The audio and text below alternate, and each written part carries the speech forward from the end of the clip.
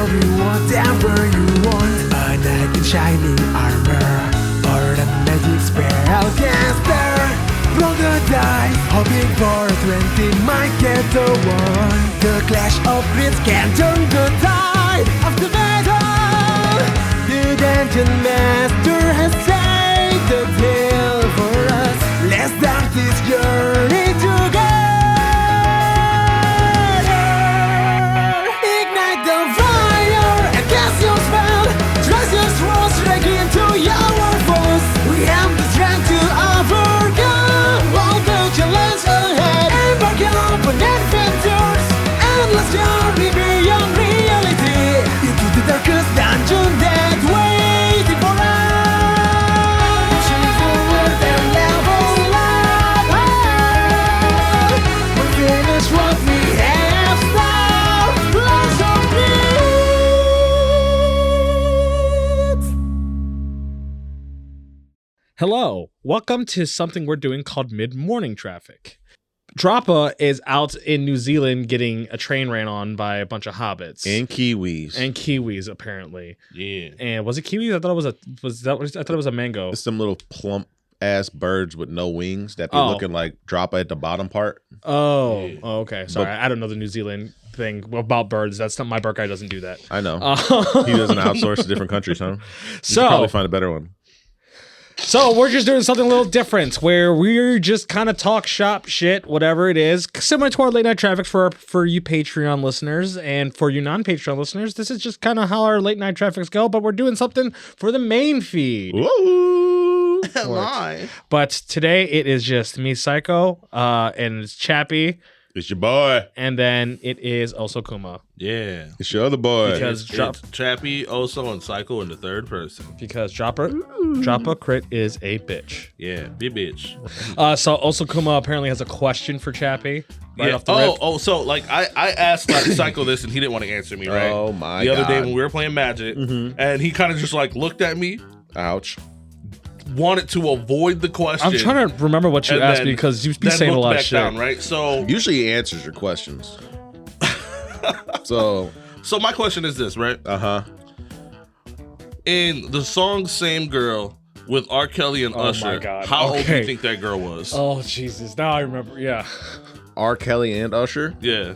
I mean, How old do you think that girl was? can I have photo evidence? No one knows. Oh, she's underage for sure. Yeah, so you think that's enough? Like that song alone is enough evidence for Usher to go down to? I would definitely launch an investigation because he was a weird, freaky ass sex addict who literally had to go to like sex rehab around that exact same time. So I would not put that past him as well. It's just like I feel like the whole R. Kelly thing. Nobody looks at that song where they talk about they was with the same girl. Hardcore. I think it's just that like R. Kelly's. There's enough. Like I think just people don't think about it just because there's enough proof everywhere else of what R. Kelly has done. I think you just need to dive into R. Kelly's catalog. And just try to suss out everybody else. If you're somebody who's like, no, fuck it, cancel him completely, and you don't know how to separate the art from the artist, that's fine. You could still dive in and listen to absolutely everything for investigation purposes. For you to be like, who else do I not trust? Because there's some features. And they be talking about hanging out around the same girls. So, Oh, I'm convinced that all them fuckers are perverts. They need to go to jail. Yeah, it's a pretty fair assumption. Usher's actually a really good one to really like put into the wall though, because that motherfucker was a freak. yeah, And he hung around all them motherfuckers back in the day. it was just weird. Like, I was thinking about it, that I asked Psycho, and Psycho just looked at me and did not want to answer. And I'll be honest. What am I supposed to say to that? I mean, give me a real answer. Like what your opinion is. Sorry, Chappie, you were gonna say something. Usher shut the fuck up though. Oh, yeah, no. You ain't ever seen Usher comment, say nothing about none of that shit. He As soon said, as here's it- my papers, I did my time, there's my rehabilitation. We haven't Here's my heard alibi. from Usher since Bieber drama. Well, also that Bieber drama stood into the Diddy drama, but Exactly, and I think that's that's why we have not heard from I Usher. think that's- Usher's like, I fucked up. You said, Like, I'm gonna sit on this show. I'm gonna sit on this shit. yeah. Also, speaking of songs, Trey songs. Sure. The craziest riffs. Ugh. But Ray J's One Wish, If I had one wish. Yeah. right? And then continues to make 57 wishes. Can you just let a song be a song? You can, but it's like, Was it 57? yeah, no, if you count them, I think there's like 11 in the hook alone. Damn. Yes, but like He an Indian giver with them wishes. that's stupid. The only wish he ever granted was Kim Kardashian's. He fucked her, he filmed it, and then she got famous as fuck. He got a new wish. He keep trying to get Kai Cenat to shower with him on a stream. What? Did you see? You didn't know about that? No. He did. Yeah, he Wait, Kai Cenat was did shower taking a with it. shower, and then Ray J just opened the door and just ran in the shower with his trunks on and everything, just jumped in the shower with Kai. Kai didn't even know. He broke and entered into his bathroom. No shit. Mid shower. and now it's been a thing where like Kai was mad, and like I'd be mad too.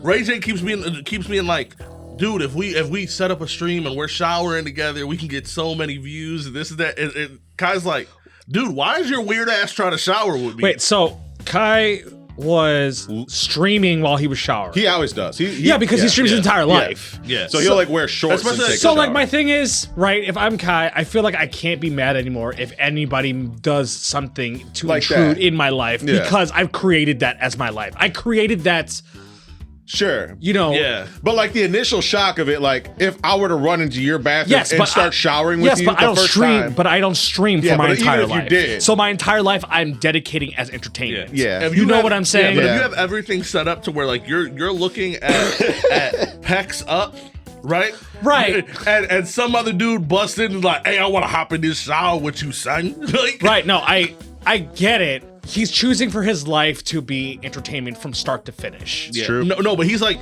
legitly like letting him know, like, no, I'm not into it.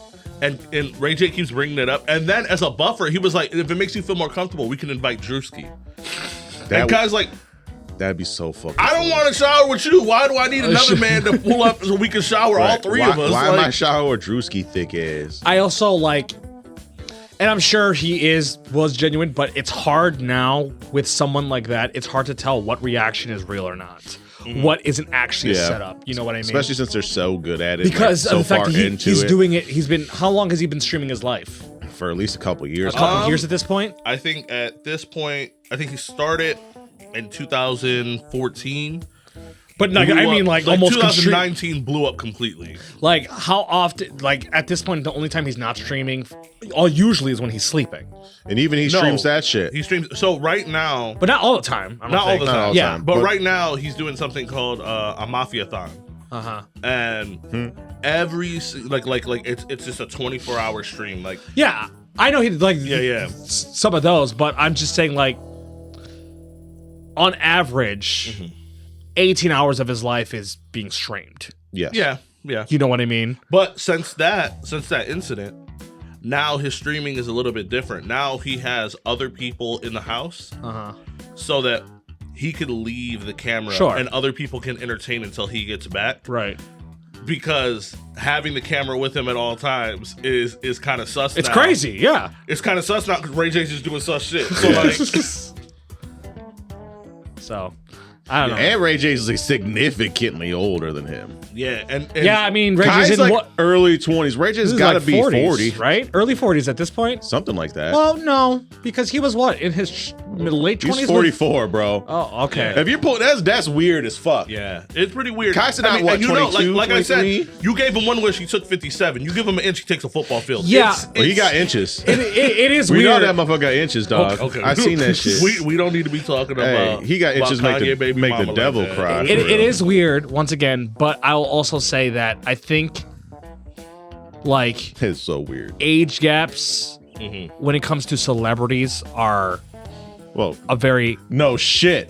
Common- Going back to our first conversation we had. No, okay, I'm saying Age between. is only a number to celebrities. No, not that. I'm saying that like celebrities in general, like two celebrities, like fucking Castanet has people who are 40, 50 years old on his shit all the time. Yeah. So you know what I mean? Not taking showers with him though. Sure, he doesn't have anybody taking showers with him in general, but like, But Everybody else is professional enough to not ask some sus ass shit like that. I understand the context of taking a shower. Okay, I understand that interjects in every single single point of this argument. That's like, but like, imagine you. Okay, first day on line. I'm not a celebrity. I'm not a 24-hour streamer. That is like a big preface to this when you're trying to have me relate to something. Entertain me here.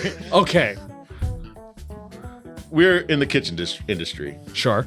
And we all had that certain line cooked when we first started out that was like our weird, older, perverted dad. Yeah. Imagine if your weird, old, perverted dad just jumped in the shower with you. It's not the same. It's not the same, though. Yeah, no, it is. No, it's not because of the fact that weird old perverted dad is kind of a front of the house celebrity. No, He's for sure a celebrity in his own right. The point of what I'm getting at is that like when you're in, that is the way that I would relate it is that if that person that's working with you is also coming to your house and cooking as well. You get, because it's the same thing going on. I don't want them anywhere near my house. I do though. I do actually. I'm lying. Exactly. You I'm would lying. want him to come to your house and cook. I'd have him at my house. The point of what I'm getting at is that he created his life as a profession. So when things like that like happen, But dick and balls. So it's like, when you decide to put your life on camera, it's okay for Ray J to hop in the shower. no, that's you see, you see, it's sounding bad. You're not getting nowhere. I love it. I like it. I just feel like something like that's happened before with him. I mean, I don't know. With Kai, maybe. If you really do you wanna- can't scream victim when you the MC. That's not what I'm saying. There's a way to be in your 40s and talk to 21-year-olds, and it's not what Ray J did. Now, if you Sure, I really agree. want to be 40 and talk to 21-year-olds, listen to what John Cena did on Kai Cenat's live stream. I thought you were about to go sway somewhere No, else with that. I'm- I thought you were about to be like Drake figured it out. No, Drake needs to go to jail. Yeah, Especially now that he's trying to get Rhea Ripley But now. Chappie's right. Like a lot of older people go on there and they spit game on how they got to what they got, and they try to Doesn't he help just out, hang out advise. with like Kevin Hart all the time? Who's fucking 50? 50? But they're not But- in the but shower that's- naked. Sure. Technically, Ray J wasn't naked either, wasn't he? Yeah, but that dick But crazy. he wanted to. That's the thing, is he wanted to, and he like it wasn't no like trickery or nothing. He was like, "I'm gonna hop in the shower with you naked, son. You and me, body to body, meat to meat. Okay. Yeah, no, but yeah, 57 wishes. Just let a song be a song. We're bro. on to you, Ray J. Why do you gotta be trying to? I don't know. I'm just saying, like, Do you just like decide to choose some like like single one day and then you just always try to like break it down in some kind of way? Because you just do this at random sometimes where you come to the table and then bring up some fucking single that no one actually has like legitimately had a conversation about in fucking you don't just listen to 10 old years. songs and then just think about it and be like, what the fuck, like. I mean, maybe, but I guess it doesn't stick with me to where I bring it up in conversation. Well, it's just like It does for him. Because he does this all the time. That's the thing, he does this all the time. When I was younger, I you could sing the song or whatever, and you're just like, haha, whatever. But then when you're older, you're just like, if I had one wish, We could be. we gonna do all this? I think the only time I ever like thought back, I'm like, oh, was that Uncle Cracker song? Outlandish. Why is that outlandish? Because I love that song. The song is outlandish. I though. know. I And- didn't know it was outlandish till I was older, till you brought it up to me Yeah, and ruined it for me. But I still love it. Sure, but like that's the only time I ever really thought about a song because it's about him fucking cheating on his like wife. Yeah. And but like everyone uses it as like a friendly song, and it's not a friendly song the whatsoever. motherfuckers be singing that shit when they're like at baseball games. Follow me. Just like fucking the Shaggy song. It wasn't me. It wasn't me. Yeah. Are you kidding me?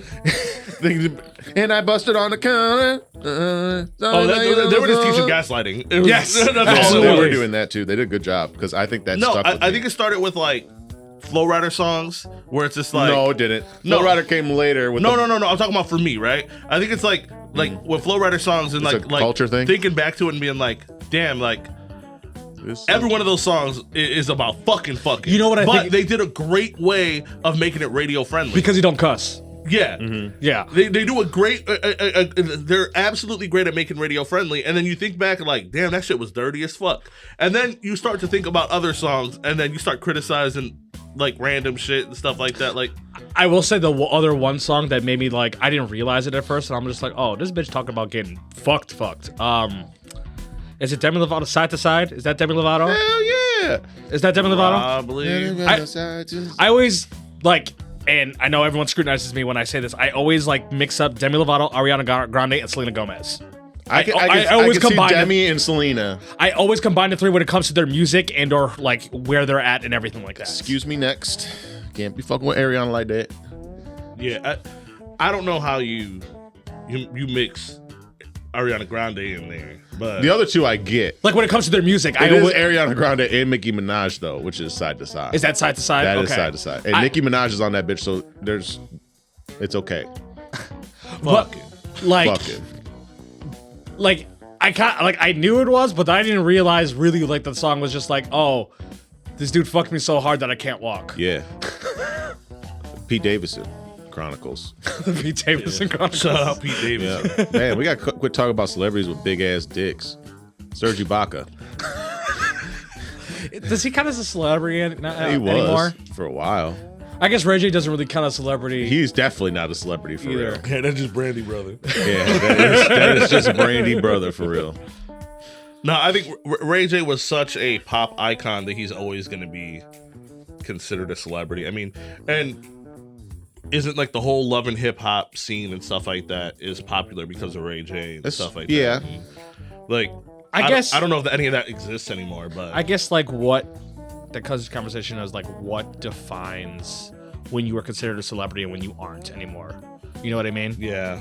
Well, nowadays, now the new thing is to pull the old celebrities back to the top, which I've noticed. Well, yeah, it's because us millennials are becoming the more prevalent force in our culture. So they're giving us all the remakes. They're giving us all the reboots. They're giving us all the stuff we remember from when we were kids. Right. Yeah. And it's cool. Most of it's cool. I mean, all of it's fucking just nostalgia. It's like, all nostalgia There's no explosions original. for us. It's hard to find an original idea in today's media. Period. Thinking about like little kid stuff that's coming back, like they're giving people a new Camp Rock. Yeah. Jonas Brothers whole tour has Demi as a part of it now. Mm-hmm. There's the new Hannah Montana 18 and up tour. Yeah. Is it really? Oh, Yeah. shit. Yeah. Miley Cyrus Miley's is doing doing a Hannah Montana 18 and like adults only tour. Yeah. I mean, that's probably fire. That's gonna just. I never watched That's just Hannah gonna Montana. light Yeah, so no, many that's people's fires. So, Right, but I mean, same thing Yeah. like with how the Jonas Brothers are doing with the Camp Rock doing this stuff. It's because of the fact that the main consumer now is millennials, and then least and Disney's then like, the hey. young, and then the older Gen Z. All And people are doing reboots these days too. So like, so that's why they're doing things like reboots and everything like that. Because I feel like it's just actually like been a cycle. Because even like for our It is a parents cycle, and yeah. things like that, some things were considered reboots. Like even like there's like the MCU, right? There was the Marvel movies and DC movies back. all happened. All back in the day, they just didn't make like an MCU or DCU about it. So technically, those were being brought back. Do you know what's the fucking one of the most remade franchises of all time? Teenage Mutant Ninja Turtles. Yes. Yes. Teenage Mutant Ninja Turtles. My mom watched. Yep. My sister watched. And all I different watched. ones, all different All versions, different all ones. different versions.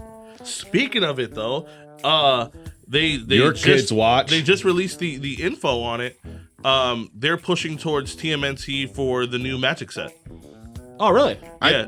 I would like. Nickelodeon signed another contract after the Spider-Man Secret Lair, and they're pushing for TMNT. I would rather have a secret lair. I don't want a whole set. Why? There's so much of There's TMNT. so much. You You can do a full-on set for TMNT alone. I just need the universes beyond to slow down. I don't. I I think don't. it's such a great way to I don't keep... like it. Why? It's too much. What do you want? Regular They had sets. 30 years of regular stuff. I know, and now they're coming out with like 10 sets a year. That's fine. There's too many. At least like break it up, something. We can't They afford. did Edge of Eternities, and now they're doing the Spider-Man. They Yeah. usually do something in between, and I then the know, universe is but in beyond. 2 months you're getting 2 whole sets. Wait, okay, so Three sets. Is it the release Is it like just in general releases, how both. fast releases are happening, or is it the fact that it's Universe Beyond? It's so many universes beyond. Give me 1 or 2. Don't give me fucking 4 or 5. I disagree. I think all these Universes Beyond is great. I like the secret lair releases of the universes beyond idea of like you get a handful of cards, 10 or 20 cards in the theme of whatever it is for smaller stuff. But I don't know. I'm just wondering why. Why do you like what about it is making it too much in your opinion? Because they're charging too much money. You can't get them. But they're going to charge you that money anyways. No, they're not. The regular sets are not priced like Universes Beyond sets. But I'm saying they're going to charge you that money anyways. Regardless, you're going to pay money for cards. It's the money just ends up becoming the demand of what people want. Though. They're just to me, they're oversaturating the market, and it's making it hard to do. It depends stuff. on what people like, because No, people love Spider-Man, but Spider-Man's tanked. But I'm saying like for Universes Beyond, like Assassin's Creed came out and it wasn't expensive at all. Nobody really cared. It's still not expensive. Yeah, but nobody really cared. Though there are still huge Assassin's Creed fans, and there's still a pretty big following for it. But the biggest problem with Assassin's Creed was the platform that they released it on, with those like 10-pack boosters that came in like you get 12 a box. Like, if you're gonna do a fucking set, do a fucking set. Don't give me this half-ass bullshit like you did with March of Machines. It was dog shit. But I mean, you could do that with a Universe Beyond, and it'll you still can, be fine. But like, then just keep that your thing. Quit going play boosters and then going back, then commander decks, then no commander decks. I think Universe Beyond is great because that's how you get more people to play Magic. I understand that, but they can pick their shots. And I'm going to tell they you right literally now, are picking the best shots, though. I'm telling you right too now, many shots. If I had to choose between TMNT and some random generic thing that Magic is going to make up, I'm choosing TMNT. And like the reason why I mean, maybe it's just because I've been involved in Magic for a decent while. You know, I mean, I'm not these people who have been doing it for 30 years. You know, like 10 years, 10, 15 years. That I'm happy for this Universe Beyond stuff. Because I've seen the regular Magic things for 10, 15 years. Yeah. So I love this Universe Beyond stuff because for me, it's fresh. It's still new and things like that. You started with a Universe Beyond. I started literally with a Universes Beyond. Which is you started with Lord of the Rings. I started with Lord of the Rings, and I like the pacing where there was 2 a year. I don't like that there's fucking 5. I don't know. I love it personally. It's unfortunate that I don't have the money to. But that's also the thing. Like they're gatekeeping the people who want to play the game. Well, it's not because like you could just get proxies and things like that too. You can, but we don't. You can. I won't. I don't. Yeah, you choose not to. I choose not to. Yes, that's. It takes the fun of the game is getting the cards and Some hunting of it for the cards. Well, I like for you. You like to crack packs. I like to crack. You're a value hunter. You've always essentially been a treasure hunter your entire life. Yeah, basically, when it comes to anything. But I think Universes Beyond is cool. They can keep going. No, I don't hate the idea. I hate the pacing is so bad. I don't know. I just disagree. They're flooding the market with this shit. If they're pushing it out there, people are buying it. Then people are buying it, but people like, okay, so Final Fantasy and Spider-Man, we're gonna take those as sample sizes. Final Fantasy came out, and plus they're standard legal now, so that's why they're really pushing these, because I believe Final Fantasy was the first one to be standard legal. First correct. standard legal set. Final Fantasy, right? Pre-orders sold out. Everything sold out. Like 3 times over. 3-4 times over, right? Yep. Sold out like a motherfucker. You're buying boxes $250. You're like, oh, that's fine. Less than 30 days. Oh, commander decks. You can't even buy commander decks. Each commander deck's worth over $100. Every single fucking one of them. Not even if you get a collector or this or that or this or that. 1 month later, guess what you could go buy for fucking $175? A box of fucking Final Fantasy. Sure. You could buy every single commander deck for $160. Yeah, for the All MSRP for their MSRP play. Yeah. So what they're doing is they're fucking gassing this stuff up, knowing they're going to print it and fucking people over. They're making people spend top dollar, and then everything that they spend all this money on immediately cuts in half in value. Which is literally what's happening to Spider-Man today. Yes, but guess what? They're fucking the consumers over. I don't like what they're doing to us. Sure, I get having your MSRP, but stick to the fucking MSRPs. But WotC's been doing shit like that. Yeah, for years. But Magic, they weren't really until recently. And it's because it's getting more and more popular. It's just that I like. That's just a business thing that I all get it's a business thing. Oh no, I'm saying all businesses do. So I would do too. exactly. So like, my thing is, since you know that that's gonna happen, then you just wait till it drops and cuts. Which I don't. Which I do. Okay, so then I don't see like the issue. I know, but me as the person who likes to like first day, like, oh man, I went to go hunt. I found, guess what, guys? I throw in the group chat. Hey, I found some boxes. I found this. I found that. Blah blah blah blah blah. Sure. You guys want me to pick you up anything? It just feels useless now. Like I like the adventure of going out and finding the products. Now it's just bullshit. Takes the fun out of that aspect for me. I don't know. I see where you're getting with it, but I feel like I don't think that like the way that they're going about it is going to last long anyways. Well, I think Avatar is probably going to be the nail in the coffin for how they're doing that. But the thing is, they're going to run out of like heavy hitter things. I mean, they could run Marvel for at least 10 years. They can, but they're going to have to space it out because they can't do Marvels back to back. Unless they don't. And then you're like, oh shit, now I hate Universes Beyond because now we have every single Marvel superhero in a row. That would make me hate it. Huh? That would make me love it even more. See, that's you.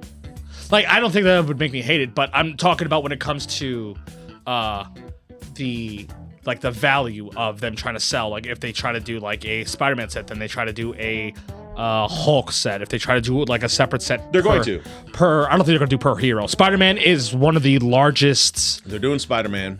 They're for sure going to do Iron Man. They're not going to do a whole Iron Man set separately. They're going to do a Thor. They would do like an Avenger set, I think. They'll definitely do an Avenger set at the end. I don't think Spider-Man's something like as a character, right? Spider-Man is something that you can do a whole set for just that character because there's so many things involved in the neighborhood Spider-Man. No, I get that. And because that is the street level. Spider-Man by itself is one of the largest Marvel comics alone. Yes. Period. By itself. Standalone. It's my favorite of all time. It's the face of Marvel. So which is why I can get why they did a Spider-Man one, because Spider-Man has enough content to. But then they even fumbled that. Like Spider-Man has like 5 to 10 good cards in the entire set. I don't think that stand by themselves, that don't like, that'll be like good cards forever. Outside of just the Spider-Man. Yeah, thing. outside of just sure, the Spider-Man but I mean like that I don't have an issue with personally. That I don't know. That's just me. That Maybe like I do like talking about it, though. I'm happy I got that off my chest. Yeah, no, I don't have an issue with it personally, that like the cards, because you were complaining that you felt like all Final Fantasy cards were too. They were too good. They were too good, which I don't think they're too good comparatively to everything else that's still out in the 35 million gajillion cards. Yes, sure. But that's what I'm saying. Like, that's a cool thing. The point of what I'm getting at is that they've been doing this kind of shit for fucking 30-something years. Yeah, but now they're really starting to. And you could also just wait. I don't think I you. do. I don't I'm think, going to. I don't think you could say I now they're really starting to, because it's something that they've been doing for a very, very long time. That this is your first influx of that. It is happening. my first personal experience with seeing it year to year. Yes. This is my second year. No, Third? your third, I'd say. Third year. You started playing Magic shortly after our first visit to Gen Con. Correct. Which is 23. And we just missed our third visit to Gen Con, so it's been a little bit over 3. It's been about 3 years. Okay. Yeah, because there's still stuff that people talk about. You just gotta wait, and prices go down. I mean, like there are people who love to buy things as soon as they come out and then complain about the price, but you could just wait. Like Lewis just bought the Science and Spellcraft or whatever it is, the Final Fantasy deck for $40. Yeah. At Target. I just seen it on Amazon for $41. All you gotta do is wait. And it hasn't been that long since Final Fantasy came out. It came out in what? June 20th, something? Like mid-June. Like mid-June. I bought that stuff. You know, I bought the pre-order thing. Do I regret it? No, I still don't. But because you're a huge fan, and regardless of what you paid, you were happy with what you got. Correct. And that's why, like even for the things like with like Spider-Man and like Avatar, like you are a fan of these things In passing.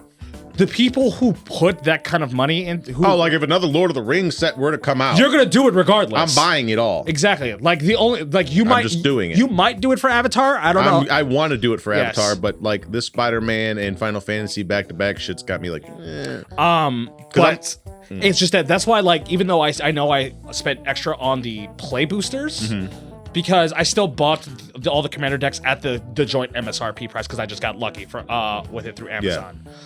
you did too, at that time. Yes, I don't regret it.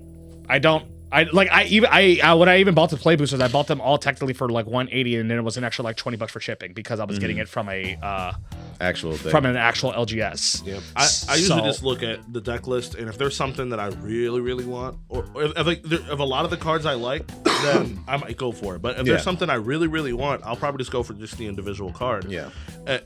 I mean, I skipped Final Fantasy because, number one, I'm not a fan of Final Fantasy because I don't know really anything about it. I've never played Final Fantasy. I played like lightly. Number two, all I was looking for in the Spider-Man set they didn't have. And though I like Spider-Man, I don't really care for it, knowing that if money is going to be spent, I would rather have Last Airbender stuff than 100%. Than Spider-Man stuff. I agree. Like, I just looked at the Spider-Man like deck list, and there's only a handful of cards that I would care about. Yeah, Literally, it's only a handful. Like, I'm going to buy the Soul Stone.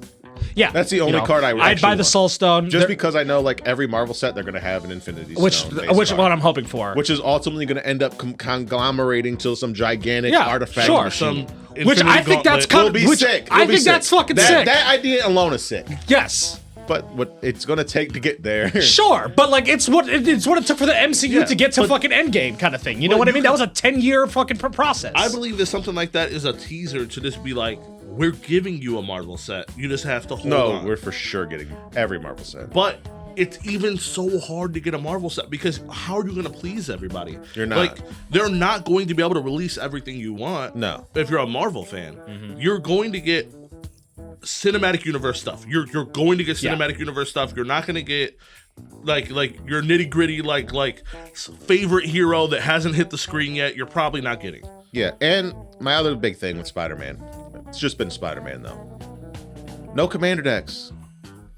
Yeah, but I mean they do that sometimes with Universe Beyond. I know, but Yeah. like Spider-Man, I felt like should have been the one that had the commanders. I disagree. I 'Cause, think like- I think because of the fact that it's so monotoned of what Spider-Man is. I mean, like if they were gonna do one, it'd be Peter Parker, a Miles Morales, a Venom, A Doc Ock. and then because of the fact that I love Doc Ock, but Doc Ock is not the most popular like Spider-Man villain. Sure. Yeah. Venom, Carnage. So Peter Parker. it wouldn't even be Spider-Man. Carnage. It would be Venom, Peter Parker, Miles Morales, maybe fucking what's her face? Gwen Stacy. Gwen, maybe Spider-Gwen. Maybe Spider-Gwen. No, it would be Spider-Gwen because Because Spider-Gwen got very popular recently. for Yeah. kids right Yes. now, From because that like movie. Yes, my- from the movie. it's my from Miles son's Morales. favorite hero. Yes. the neighborhood friendly Spider-Man, all the shows for it now is Miles, Peter, and Gwen together. Right. So it's that that trio is super popular now. Right. So that's what if there was going to be commanders, it would be those four. But if you look at it, And I'd be fine with that because I'd pick a deck up. And the I'd be way like, that oh, I you know see what? the Spider-Man set is like you see a bunch of legendary creatures that you could potentially use as commanders, and the way that they're set up, besides the villain mechanic that they put in, right? Yeah. They're set up to build anything you want. You could build a tribal spider deck. Sure. You can build a tribal goblin deck. Oh, there's Green tons. Goblin. There's 3 different legendary creatures for Green Goblin that are built different ways for you to have goblin decks. It is very. It kind of reminds me of Dragons of Tarkir. It's like a Dragon's Tarkir, but just with spiders and goblins instead of it being Just dragons and dragons. orcs. Yeah. Because Yeah. there was dragons and orcs a lot. I don't even remember seeing orcs, honestly. The half of Tarkir set that I got from that like you gave me. Yeah. I got like 9 dragons and the rest of them were orc stuff. Bro, I got like 1,000 dragons. It was crazy that like out of the dragon set, I got almost no dragons out of the Dragon of That's nuts. Tarkir stuff. I got almost every I did get every card I wanted from the set. Oh. Every card. I didn't buy like a bunch of it, but I bought like 5 packs and didn't get a dragon in each pack. I bought I bought 2 cases or 2 boxes. Yeah, but I mean, you would think if I bought 5 packs, I'd get 1 dragon. You'd think. If it's a dragon deck, Yeah. I didn't get not 1 dragon. Yeah, that's crazy. You guys need dragons. I got them. No, but it's just what I'm getting Yeah, at is that like You know, Spider. it's box to box. Everything's different. Yeah, and like I will say I do think the web slinging ability I think is a really cool. It's like a different type of bounce ability, and I think that's really cool. Yeah. The fact that a lot of the things are spider tribal, just because outside of Spider-Man, I don't fuck with spiders. Like as a person, that like Shelob's prices from Lord of the Rings went yeah, skyrocketed. I'm sure. And like that's why I don't have like a lot of interest in it. The villain thing I like that the villain stuff is. I mean, and around. I think another thing that they did very well for that Spider-Man set is they did it as a way to promote the new things with Spider-Man. They did it as a way to promote their new toy line. Yeah. They did it as a way to Making so much fucking money, bro. Yeah, they're making tons of money. And this is the Millions. This right here is to build people up for Spider-Man fans to be like, wow, before they drop trailer 4. Yeah. Yeah. Because we're pushing back into like the Spider-Verse. So Yeah. Well, fuck Universe Beyond. But I will say, with Avatar, here's what I like. I like that there's play boosters. There's collector boosters. There's Jumpstart, an entire Jumpstart booster. They're doing the jump starts for Spider-Man too, aren't they? No, they're not. I thought there was. It's just plays. Okay. I mean, I haven't looked into it all that much to know. So okay, go on. And then they're doing Maybe I'm just thinking of the Avatar scene. they're doing like a scenic box, kind of like when they did with Lord of the Rings, where you get a couple special cards, you get some packs. That's fine. And you also get Commander starter kits, I think they're calling them, Yeah, there's jumpstart packs. That's what I'm looking of at. Spider-Man. yeah. Could have sworn there was. They're just play boosters. Play boosters and collector boosters. I'm pretty sure it's all they came out with. Go on, keep on explaining. I thought. And then they're coming out with like these Commander like starter packs where like they give you staples and stuff. I'm pretty sure. Avatar has a full line of like 7 or 8 products, which I like because it feels more complete, like a complete set. It's not rushed. Somebody really took their time and did this. Spider-Man, I felt was rushed. I was thinking of the welcome decks. Yeah, they have those. Yeah, they have the welcome decks, which is something that's different. Yeah. They have their they have the play boosters, they have the collector boosters, the bundles, the gift bundles. Yeah. And the Sinister Six art. Oh, they do. yeah. They yeah, do they're a doing Sinister an art. Six? Yeah, Yeah. an art one. Okay, so yeah, the welcome decks, which people are just talking about, essentially just they're like it's like the jump starts. Yeah. And then obviously your pre-release. But like, Yeah. yeah, the welcome decks are supposed to be like jump starts. But anyway, Avatar, completely fleshed out. I think that one's fine. I like that one, that idea of that one, because it seems not rushed. I feel like they've been working on this actually for a long time. I feel like they've been. I don't feel like Spider-Man's been rushed. Do you think for like because they pulled hard? They pulled deep cuts, Spider-Man deep cuts. Did Yeah, like fucking what the fuck is the. Ignore me, but like with some of their cards. Yeah. I was just like, I haven't seen any kind of like Yeah. The only thing that, like I said, I was upset about is that we didn't get a Kingpin, which I understand that Kingpin is mostly a Daredevil villain these days. Yes. Yeah. So you don't really think about it, even though, like, you know, for us as kids, Kingpin was in everything Spider-Man. Well, Kingpin was also debuted in Spider-Man. Yeah. And we didn't get a Null. I understand Null is more of like a full-on like Every Marvel villain just in general, but they gave us things that involve. They gave Null's dragon. They gave a Null land. They gave I thought damn, it would be fucking epic to get Null. They gave you Venom sitting. The full art of Venom is sitting in Null's throne. Yeah, which I was like, damn, that's kind of fucked. that was kind of hard though. No, it's hard, No, but it's like hard, if you but think it's about it, it's fucked. It was kind if of you're gonna do all that, just give us a Null card. Right. You will probably get one because obviously I mean, Marvel's not done, obviously. they're not done. That's what I was saying. Like, I could see getting a Null in a secret lair. Yeah. Kingpin, I'm not sure about. It may be A minute. I could see. I could see like Daredevil being like a spin-off of like Spider-Man would have been a good one. To So slide it there. might be like a Defenders. It might be Yeah. like a Defenders package, and then that will be things like Kingpin would probably be in there because Daredevil's going to be in there. And you'd get, and people who have ninja stuff, you probably get a lot more ninja Yeah, stuff because ninja of the stuff hand because and- the hand and There's like a lot iron, of and then that. like even like monks things with like iron fists, and then you're talking more what is that thing that in Outlaws of Thunder Junction when it was like any kind of like mercenary rogue outlaw outlaw mechanic might happen because like with like Luke Cage, you know what I mean, things like that. Yeah, no, I mean, so I feel like. Cause like Spider-Man, I get why Spider-Man was like a whole separate thing. I'm not a huge. I like Spider-Man. He's fine. I'm not a super big Spider-Man fan. I like certain things of Spider-Man. Like I love Venom. I love Doc Ock. I personally feel like Carnage is a little overrated for how much little content Carnage actually has. In general, people love him way more than they should, in my personal opinion. I agree. He just looks cool as fuck. If we're being real, you shouldn't love Carnage at all. But people like swear by him. I know. And like he's in like 10 things. Let's be real. People swear by R. Kelly too. It's okay. But like Spider-Man crosses almost all villains in some kind of way. But it's your little I understand it being like the little beginning because it was the face of the comics, and it's your street level shit. Yeah, and like that's why like I don't think there's gonna be, and I could be wrong. I just don't think there's gonna be another Marvel thing that's gonna be of one singular hero focus.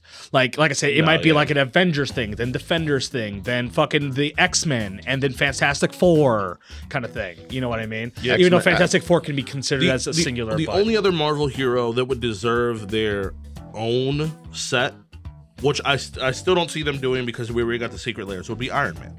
But Iron Man strictly just because of the MCU. No, yeah, because remember, Spider-Man was the face of Marvel for the comics forever. Then when the cinematic universe hit, Iron Man became the new face of Marvel. He's that guy. But when it comes to the pop culture, when it comes to the actual content of like depth that Iron Man has, and for me being an Iron Man stan, it's not as big as Spider-Man. No, it's not. It's just not. But no one knows who the fuck Titanium Man is, and no one's gonna give a fuck about him. Never heard of him. Exactly. Don't give a fuck about Titanium Man, but it's a cool name. It's just a dude who built a titanium suit to try to fight Iron Man, and then his shit gets rusted out. Yeah. Oh, nobody gives a fuck about Whiplash. Huh? Nobody gives a fuck about Whiplash. No, that's not true. Whiplash is actually live action Whiplash is trash. Yeah, live action Whiplash is trash. Sure. All I wanted was a Fing Fang Foom. That's all I wanted. Sure. But like. That's why I don't think, like, if it's going to be Iron Man, it would only be really the MCU Iron Man. And if you do that, you really only have the 3 movies to go off of just Iron Man alone. Yeah. And that's why I don't think it's going to be enough content. That's why they have to make it like an Avengers thing. Yeah. No, I was just saying, like if any other character would deserve their own set, sure, it'd be Iron Man. There's not enough content. There isn't. Like, I would have liked if we just did maybe 1 or 2 Avengers sets and called it. Sure, but I mean, like, me so unhappy. Yeah, the one that would make me unhappy. With secret layers, pair it with secret layers of individual characters. Watsy would never agree to that. Like, if we're gonna do Marvel, we're gonna do fucking Marvel, baby. The secret layers, they dipped their toe in it, and their toe almost got chewed up. They better give me some fucking X-Men, especially with the X-Men revival. You better give me them fucking X-Men. You could do a whole X-Men set. I know. That's why I said you could do an X-Men. That's why I say I think it's gonna be like the factions, the groups, and things like that. That works. Yeah. You can do Avengers. You can do X-Men. You can do Defenders. You could do a lot of factions that would work. Let's say they would need technically 5 factions to get the 5 stones. Yeah. Right? And then they can do like the Infinity Gauntlet secret layer or something like that. With Thanos. With Thanos, the Infinity Gauntlet and things like that. And there we go. There goes my Instagram. Yeah. Secret Layer X Marvel, everybody. Pick it up on our conversation. Yeah, I was gonna say it's picking up on our conversation. So. And I mean, what another set they could do is Guardians of the Galaxy as well. Guardians of the Galaxy would be one. Yes. Guardians of the Galaxy. So that would be the next 4. That would be the next 4 groups. Yeah. You're talking about Avengers, X-Men, Defenders, Guardians of the Galaxy. There. Because you have the other 4 groups, and they each have a Infinity Stone, and then you do a secret layer of the Infinity Gauntlet with the Infinity Gauntlet. All right. I really see it just being cinematic universe, and like the only reason why I see them doing anything X-Men is because of the revival with the show. Mm-hmm. Yeah. Well, yeah. Besides that, and the Deadpool bullshit. Yeah. So, guys. Yeah. What do you think the first Universes Beyond set is going to be anime related? Technically, Final Fantasy already took that spot. Yeah, but come on. Don't be that guy. I am not going to say One Piece because of the fact that One Piece has their own. I wouldn't say it'd be One Piece either, honestly. But so does Final Fantasy. Yes, So but does Marvel. So does fucking Lord of the Rings. yes, So does yes, but hold on. all of them, actually. Hold on. One Piece has been trying to actually compete, not doing good, but They're doing okay. They're number 3 or 2 right now. they'd be number 3 because number 3. Pokemon. Yeah. You're not going to beat Pokemon sales No. in general just because You just- Pokemon just is the just sheer the quantity is the crazy. sheer quantity and collection of it. I think they're solid 3. They're solid 3, and they still have big tournaments and And stuff it's a like fun that. game. It's Sure, not it's a as fun big game. in our gathering because we don't really talk about it or immerse ourselves in that community. Yeah, but I mean, it's still not as big as Magic. You No, can't say that's as big But as. it's been going strong since it came out. So It has been. It almost died. It almost died It in almost its died. first year. When OPO5, like literally almost died, Hey, killed they're itself. going up in value, baby. Are they going back up? Yeah, I think we're at $275 a box. Oh, I still have mine. Me too. Surprising. Right, knowing you. I don't think it's gonna be One Piece. At least not the first one.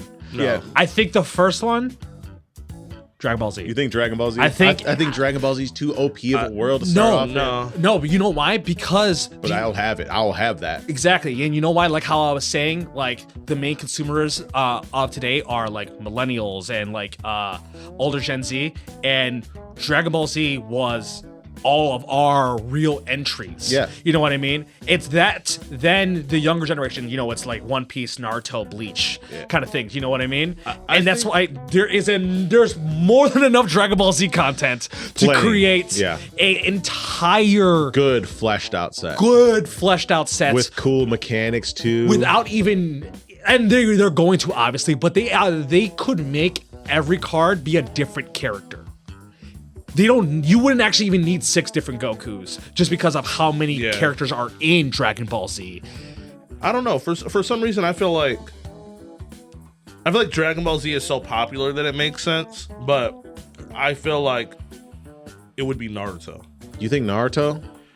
If we're thinking because Dragon Ball Z, every year they're trying to make their own card thing work. I mean, there will be a And- Naruto one. But I feel like Naruto would fit. Like they would do a lot with like, you know, the 5 colors, doing things with like with Naruto and stuff like that, and like they'd probably have like you know, each color would have a Kage and all Yeah, that stuff, sure. and like, you know, I think That's that fair. Clans and Yeah, yeah, that's fair. I think that they would do a lot. They Kai can do a lot powers. with Naruto, and I think that Naruto is one of It could those animes that are popular enough and open enough. It could fit into it could fit into the MTG mechanics very Yes. well. Much better. That part I could agree with you in.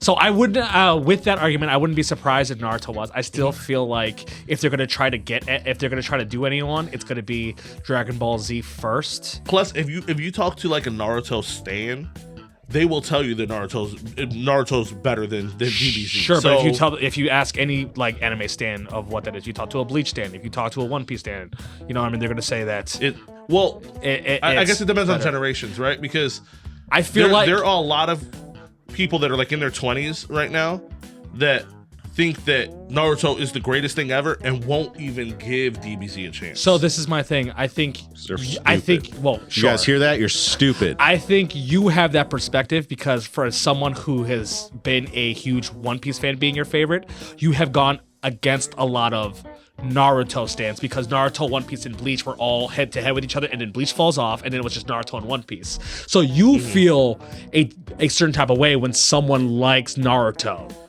I Not think you have a necessarily. different perspective on it. I've noticed that Brother. anytime there is an argument between Naruto and another anime, like people who love Naruto won't back down not one I bit. can say the same thing and about make- One Piece though. I can also Plenty say of the one people- thing about One But Piece. I'm a One Piece stan, and I can say You that you have evolved because you were like that. You were like that. You were like that. You might not realize You're that you were One like that. Piece or die, motherfucker. You didn't. I am still One Piece or die. It's still my favorite show. I still enjoy it so much, but you can enjoy something and it could be your favorite and be not, critical and not Yeah, be the best. Sure, and that's fine. But you at one point were that person. Yeah. Well, He I will was. say at that point it was. You were. No, you see, there you go. You're on that bullshit. Don't and listen to him, that's chat. what I mean. Yeah. I think you just have a different perspective because you've gone head to head with a lot of Me. Yeah, for sure. years. For years. Essentially, me and you've argued a lot. Chappie was a little bit of a Naruto stand at one point. Yeah. I will say that Still could be. yeah. If, with the right argument. Sure. Well, So I'm just saying that. I don't hate Naruto. That's the thing. You Sure. shouldn't. I don't hate. I love One Piece. That's the one thing that I used to I hate. have more like, One Piece any- stuff in my house than I do any other anime stuff. I used to be so upset, like when I would like say something, and then like people would be like, "Oh, you just don't like Naruto because you like One Piece," and it's like, I like Naruto. I can't just like One Piece more. Like, Right. No, but like I feel like that's a stand in any topic though. Yeah, Yeah. no. Well, that's why I said it's not. That's why I took it back. It's not stand like generational thing. Like a lot of people in their 20s now consider Naruto to be like their GOAT. Sure. And will not like give like DBZ a chance. Well, yeah, or if you don't give, if you don't know But about that- DBZ, but and you're remember- watching other animes. But remember what I said. That can't. is like I said. Like DBZ is the millennial through older Gen Z. Yeah. The younger Gen Z. That's a younger Gen Z to Gen Alpha. With like Naruto and One Piece and things like that. Like they are never going to recognize Dragon Ball Z as something like we were at the cusp of not recognizing things like Yu Yu Hakusho and Inuyasha. close. We were close, but because of the fact that anime got introduced Yeah, to our culture at the same time, that's why all those things happened. Technically, we shouldn't have even been introduced to Dragon Ball Z because Dragon Ball Z was an That's fucked 80s up. anime. It was Dragon But Ball. You could do Dragon Ball and a Dragon Ball Z. You could do Dragon Ball, Dragon Ball Z, Dragon Ball Super. There's enough got mad at for me? all of it. Yes. You just got mad at me. Yeah, I'm mad. Let's be real. Shut up. Let's be real. What? Inuyasha was good, It was great. and with time it became weak.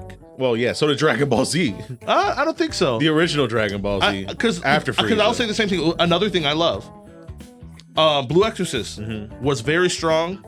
It had great potential. I loved it, and then with time became very, very weak. I'm sorry, but Inuyasha became weak a lot faster. because and a lot harder than something like repeated the same thing 3 times. Exactly, but that's the thing. Because of that. I know. You know I what I know. mean? I love it. It's not my favorite anymore. It's crazy. I still have a seat. You shouldn't have a place anything your for it. favorite when a dude got a booty hole in his hand. You know what's actually kind of funny? Huh. The character that I made for your campaign that you're starting was based off of like the self-sacrifice of Moroku and how he slowly dies. Yeah. That's That booty hole with the anal beads that be around his that's wrist. accurate coming from you. Yeah. Yeah. So, anyways, you guys want to hear my universe's Beyond take, Sure. and I'm going to give it to you, right? Oh, we're talking about like the anime one still? Yeah, we're on the Okay. anime one because I never got an answer. So, the perfect first universes beyond anime is going to apply to our generation. It's going to apply for the few generations that came after us, and potentially touch a little bit of the generation before us. The only thing that would touch all of that is Pokemon, I'd say, but I A don't. little bit before us, not much. If you're like an anime fan, you were catching on to this. It's your favorite anime. Do you talk about My Hero? My Hero would be the I wouldn't. best. I wouldn't consider anything before us. Like us, and then forward, yes, but before us, the only way that the generation before us got into My Hero is because people like us got them into it. Yeah.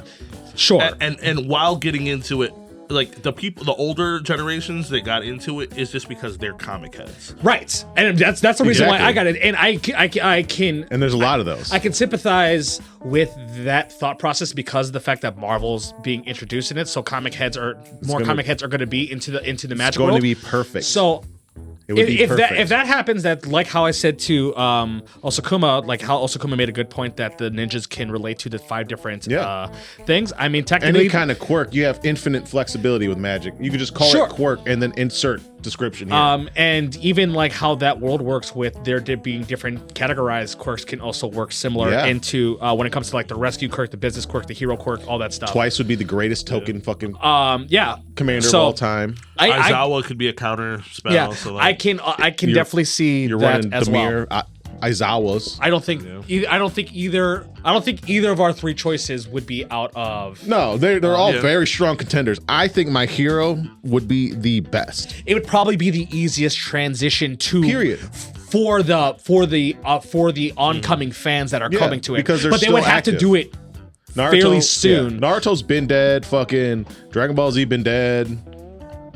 My One Piece. Hero- I don't think One Piece is doing it not till we won't get You could get multiple One Piece. I don't think you'll ones. ever get a One Piece. I'm not saying you'll that. ever- I think you'd only get One Piece if One Piece's like game really died down. I think you'd get a Yu-Gi-Oh before you got a One Piece. You see, that's Because the Yu-Gi-Oh's is dying. that's the one card game that I think just out of pure like out of principle will never like Pokemon. They will never join up out of pure Pokemon might. principle. No, Pokemon won't. Wizards of the Coast would have to join with Pokemon. Pokemon's the largest fucking franchise in the goddamn world. Used to be printed by Wizards of the Coast, and they bought their own shit. Yeah. Like, I could see Digimon would be sick. sure, Yeah, Digimon would. There's a lot Digimon of would be things like a about secret Digimon. layer. It wouldn't be a whole set. It's not big enough to be a whole Yu Yu set. Hakusho would be a Like, sick it's not shitload Little of artifacts. It would be a shitload of artifacts. Shitload of artifacts. You like things like Digimon, Yu Yu Hakusho, even Inuyasha would be like secret layer stuff. And I'd be okay with that. Yeah. And they should only be those things. Yeah, it'd be like for Inuyasha, it'd be the fucking Tetsaiga and fucking The other one, his brother's sword. Tetsaiga or The Tensaiga. Tensaiga. Yeah. Yeah. It'd be those two. It'd be fucking Shishomaru, And then fucking Moroku's fucking thing would be a board wipe. and then it'd be fucking Inuyasha and Kagome as like a partner.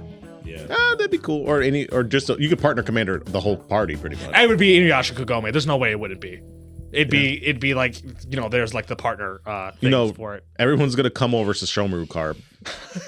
Everybody needs a Like you, look at you right now, coming right now. See, I'm already wet. I'm wet just thinking with about it. Something like Bleach, I'd feel like Bleach would be like Bleach could be a whole set. everybody would love to have different captains as commanders. Yeah, different but captains and different Zanpakutos.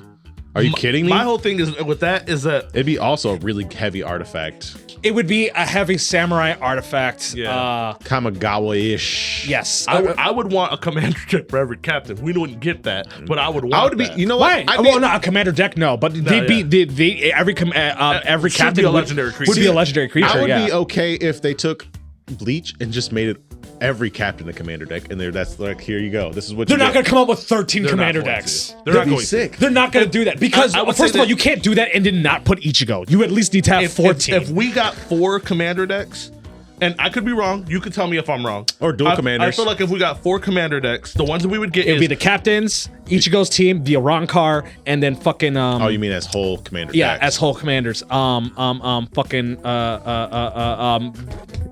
Quincy shit.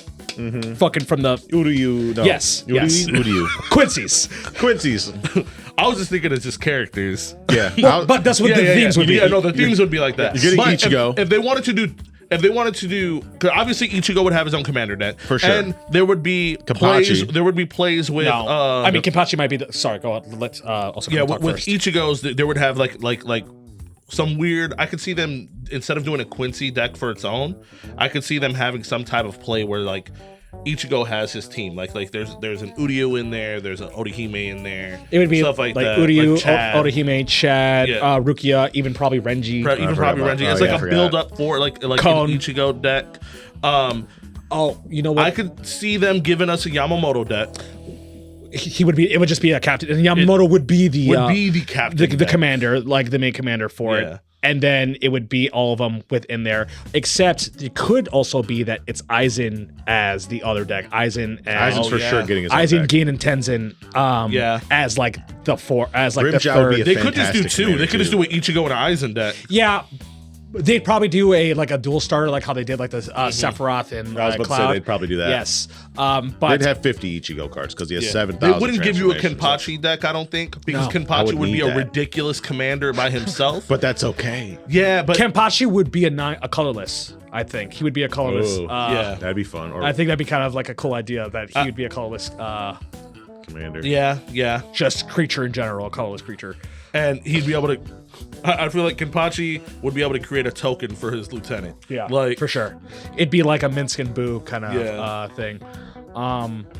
Yeah, so I think it would make more sense that if it was like Ichigo and his team, it would be the captains, it would be the Arankar, and then it would be Aizen and his yeah, people. yeah. Oh man, there could be so many cool mechanics with like hollows and stuff like that. Yeah, for sure. Oh, they could do a bunch of Bleach. But- Bleach is not a bad answer at all. I could see so many cool things with Naruto though. But Well, I mean, out of with the big three, none of them are bad answers because they all make relative categories within their world of like how they go about stuff. Even for One Piece, if you're talking about, there's the devil fruits in general. devil fruits in general, or even if you're talking about like pirates, Marines, the Revolutionary Army, then you can separate the Marines with the Celestial Dragons. Those are 4 different sets that you can already have. And then you take One Piece, and then you're like, you have your mechanic things, like hockey types. I can see like if there's a devil fruit mechanic, like you can get Smoker's Baton. Yeah, and you play that. Now you're protected from devil fruit mechanics and stuff like that, and like certain shit like Sea Stone, Prism Cuffs. Yeah. Yeah. I mean, there's a lot of animes that could work, but I think besides DBZ, Big Three, it's hard to see anything else being popular enough that they would choose, because they would have to make the decision like financially, are we going to make money back? So, they'd have to dip their toes into something safe first, like DBZ, like One Piece, like Naruto, like Bleach. They'd probably do like a Secret Lair dip first. I could see a Sonic too. I mean, they did a Sonic Secret Lair. I could and see that an shit sold entire out. Sonic actual set. Yes, absolutely. could. And I feel like if they baited people with Secret Lairs to like kind of get the feelers out there of who's buying what. I assume that's how they did it with Marvel. And I mean, the Sonic set got sold out immediately. I know. I bought 2. Yes. oh man, I would sacrifice so many child tokens. That'd be sick. Just be throwing them to the trash Like- for no reason. I might be able to convince my brother to play Magic with a Sonic set. Like, No, you would 100%. 1000%. Actually, Silvano got excited, and he was just like, because I was telling him about the Secret Lair, and he was like, "Are they like, would I be able to just buy like a deck?" And I was like, "No, they don't have a full set out." And he was just like, "Oh, okay, I guess." Not yet, baby. So Sonic, I mean, is around long enough, big enough. I mean, you could technically say the same thing about Mario. Would be something huge. Nintendo in general could make fucking millions on top of their. But yeah, no, their Sonic ideas. would count for the anime. It could, yeah. Yeah, it could count as like a Because that's another one of those things that we talked about earlier. Like, my older sister, who's 9 years older than me, watched Sonic the fucking Hedgehog growing up. It technically would also count for comic heads as well because Sonic was also Is it's still a long-standing one of the comic book. longest running One of the longest running comics comic books. with the continuous same story of all time. It rebooted itself Did it reboot within the itself? timeline. It rebooted itself, but it's still technically okay. continued. So because TMNT is the same way. There's also a TMNT comic that yeah, runs. TMNT's comic were the original comics before anything else. Yeah, no, like they're still running. Yeah. it? But Well, yes, because now TMNT split kind of like how Marvel is, where there's different storylines. No, now. okay. yeah, Sonic was the same back in the original Sonic comic books. They used to be. Did you guys ever watch like the old school Sonic show? Yeah. Where it was like, they taught you like a lesson at the end of the Hell yeah. things like that. Little tubby ass bitch. Yes, with classic Sonic as what he's classified as. It was that for long running for a while, and then the creator of that that company ended up separating from the main company of Sonic. So then he started doing his own thing with like Echidnas. He created like his whole separate thing outside of Knuckles and everything like that of just Echidnas in general. That's where they gained the whole lore with the Chaos Emerald. that didn't get like popular, the Master then they It was placed in Dewey.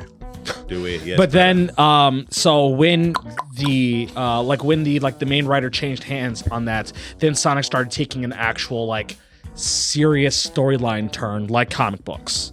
Because the comic books are like bloody and gory, and they be fucking in the comic books, don't they? I mean, not fucking, but yes, like there's like love stories and all that It gets stuff. quite outlandish. No, it's bloody though.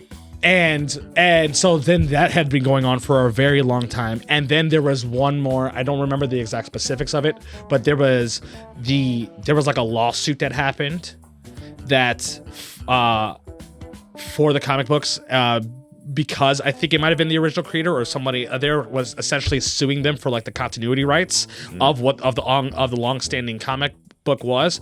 So then they technically did almost like it's a continuation of the story, but they had to like soft reboot it as in almost like a Flash timeline reset because they weren't allowed to use a lot of things anymore because of that because of said lawsuit. But it is still a continuation of the same story. Technically. And it's been an issue out once a month for 30 fucking however many years. Damn. You know what would also be a really cool Universes Beyond? Just Nicktoons. If you had an entire Nicktoons Universe Beyond, My Life as a Teenage Robot, Little Monsters, Yeah, but Rugrats. it wouldn't be that anymore. For Nicktoons, it'd be whatever the shit that we're not watching anymore. No, I'm talking about like, You know whatever shit we're not watching because I couldn't tell you. I don't even know if Nickelodeon's still on TV. They still have a channel. Sure, Yeah. why not? Cartoon Network too. Yeah, why not? Wouldn't they? Hey, Cartoon Network's doing good. They rebooted Gumball. Did they? I Does hate Cartoon Gumball. Network have their own streaming service? I don't think so. I think they use Hulu Oh, I thought I had heard something because I think it was bought out. I think Cartoon Network was bought out by Disney. Well, Maybe. that also doesn't surprise me. Yeah, Yeah. So but yeah. So I was up until 3 a.m. last night. same, but I was still Yeah, you were working. right. I was in bed at 10:30, Yeah. bitch. Oh man, I fucking hate newer cars.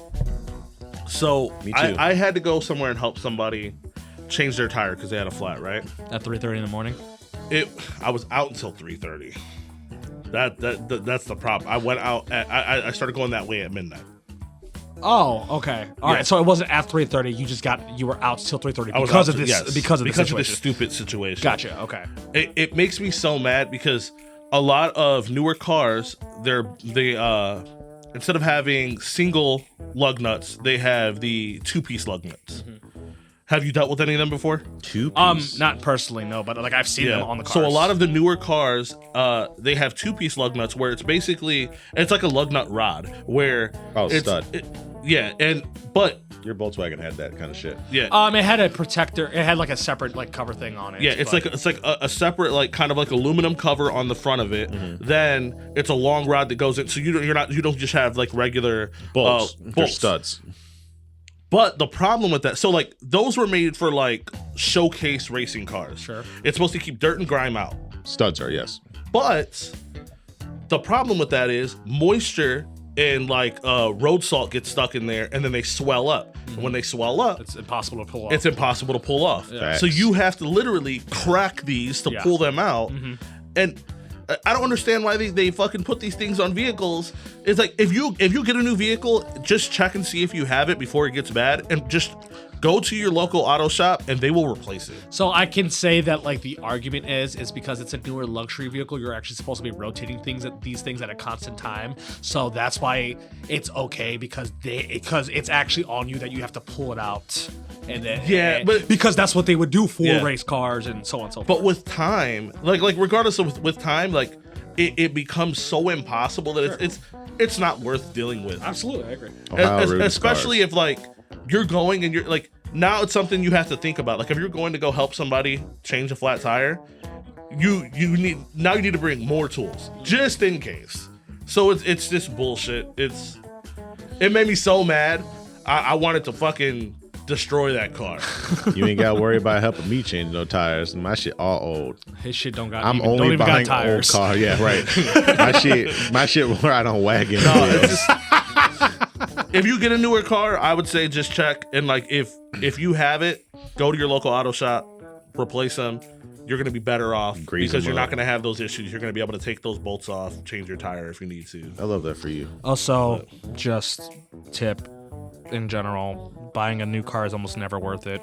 Yep. If it ain't from the early 2000s to 80s, baby, don't buy it. No, that's not what I'm saying. I'm not saying that old. I'm saying like a brand new car with no miles on it. It like when it comes to an actual like financial investment, it's like one of the worst ones you can make because it immediately depreciates its value by like 30% as soon as it comes out the lot. Off the Sure lot. does. Like immediately. Like you just waste money for no fucking reason. Also, One-third if gone. you know good at driving, you know good, and you crash lot, no get new car.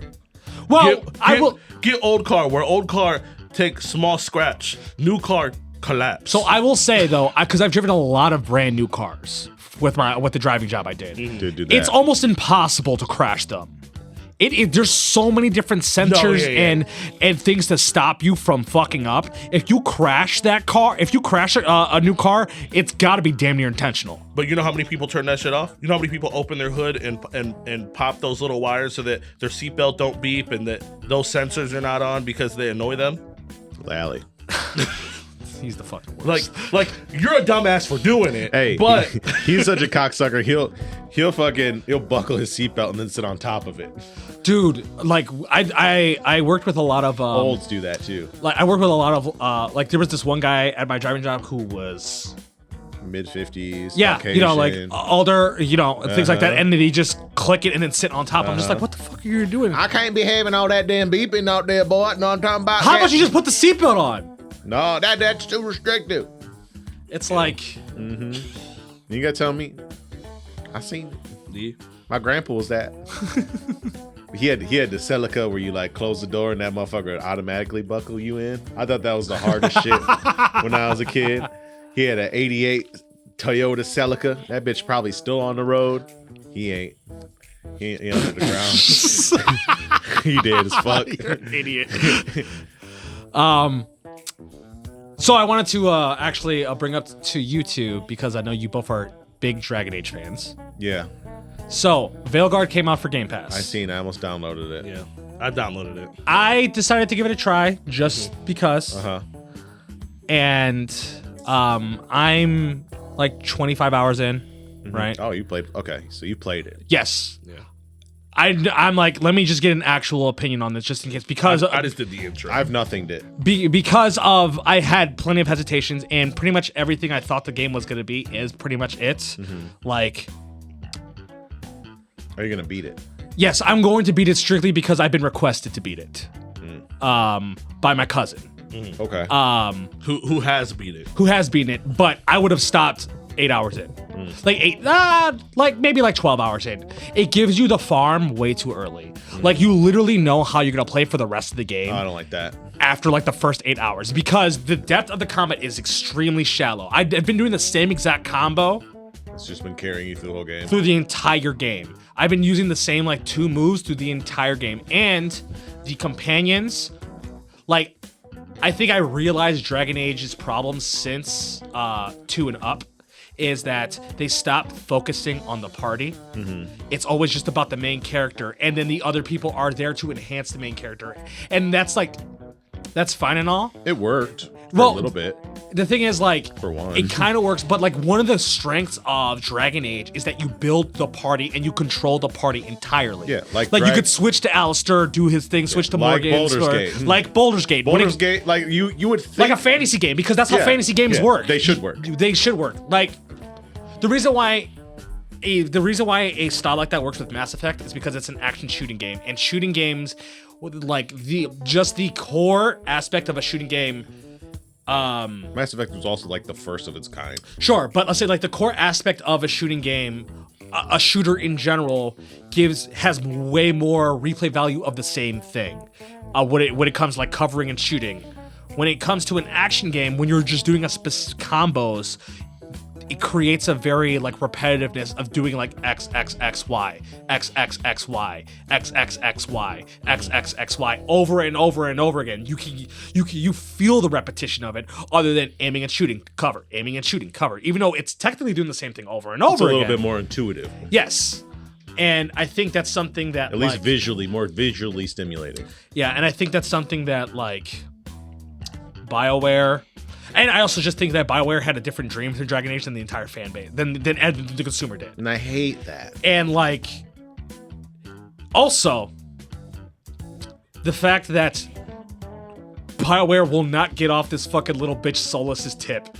The fact that he was my least favorite character in Inquisition. Solus is still relevant. He's still the main problem. So like you didn't beat Inquisition. Like I didn't beat Inquisition either, but I got knew to the end, the like, very end. The end, you find out that Solus is actually like this like bad guy, this like trickery god and all this stuff. And then like I just he was the worst fucking character in Inquisition, and he's still the worst fucking character in this story. And like it's the most annoying thing. And like another comment on like your partners, they don't even have HP. Your teammates don't even have HP.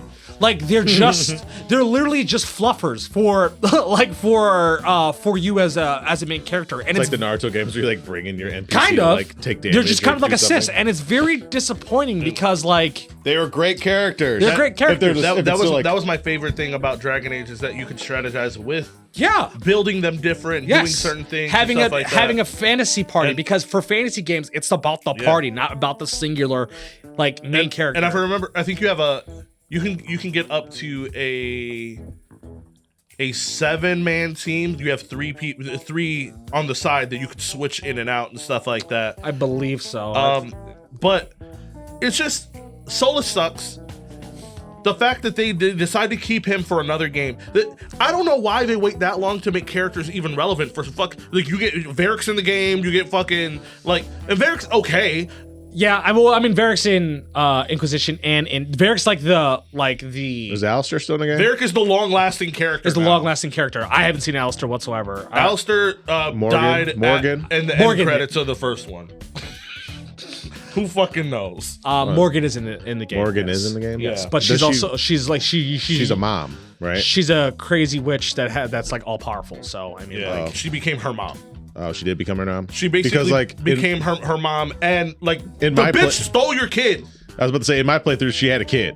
Yeah, that was my but kid. I don't think that ended up being a canon thing. Yeah. Also, I hated that. because it depends on how you play. Like you and I chose the storyline where we stayed with Morgan and she got pregnant. Yeah, And there's plenty of people who didn't. And then she ran away. He was on A our lot of goth people mommy choose shit. the We liked Rhea Ripley before we knew priest about and Rhea stuff Ripley. like that and whatever. But Yes, you got like really Rhea Ripley, sure. yeah, Over here. But Eye contact.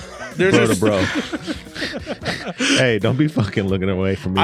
Look I at was me. asked There to we play go. the game too. Perfect. I will not be. Someone playing else this said game. that he sees the issues with it, but to him it was still entertaining. Some would say he has a bad taste. I don't I'm know. some would say.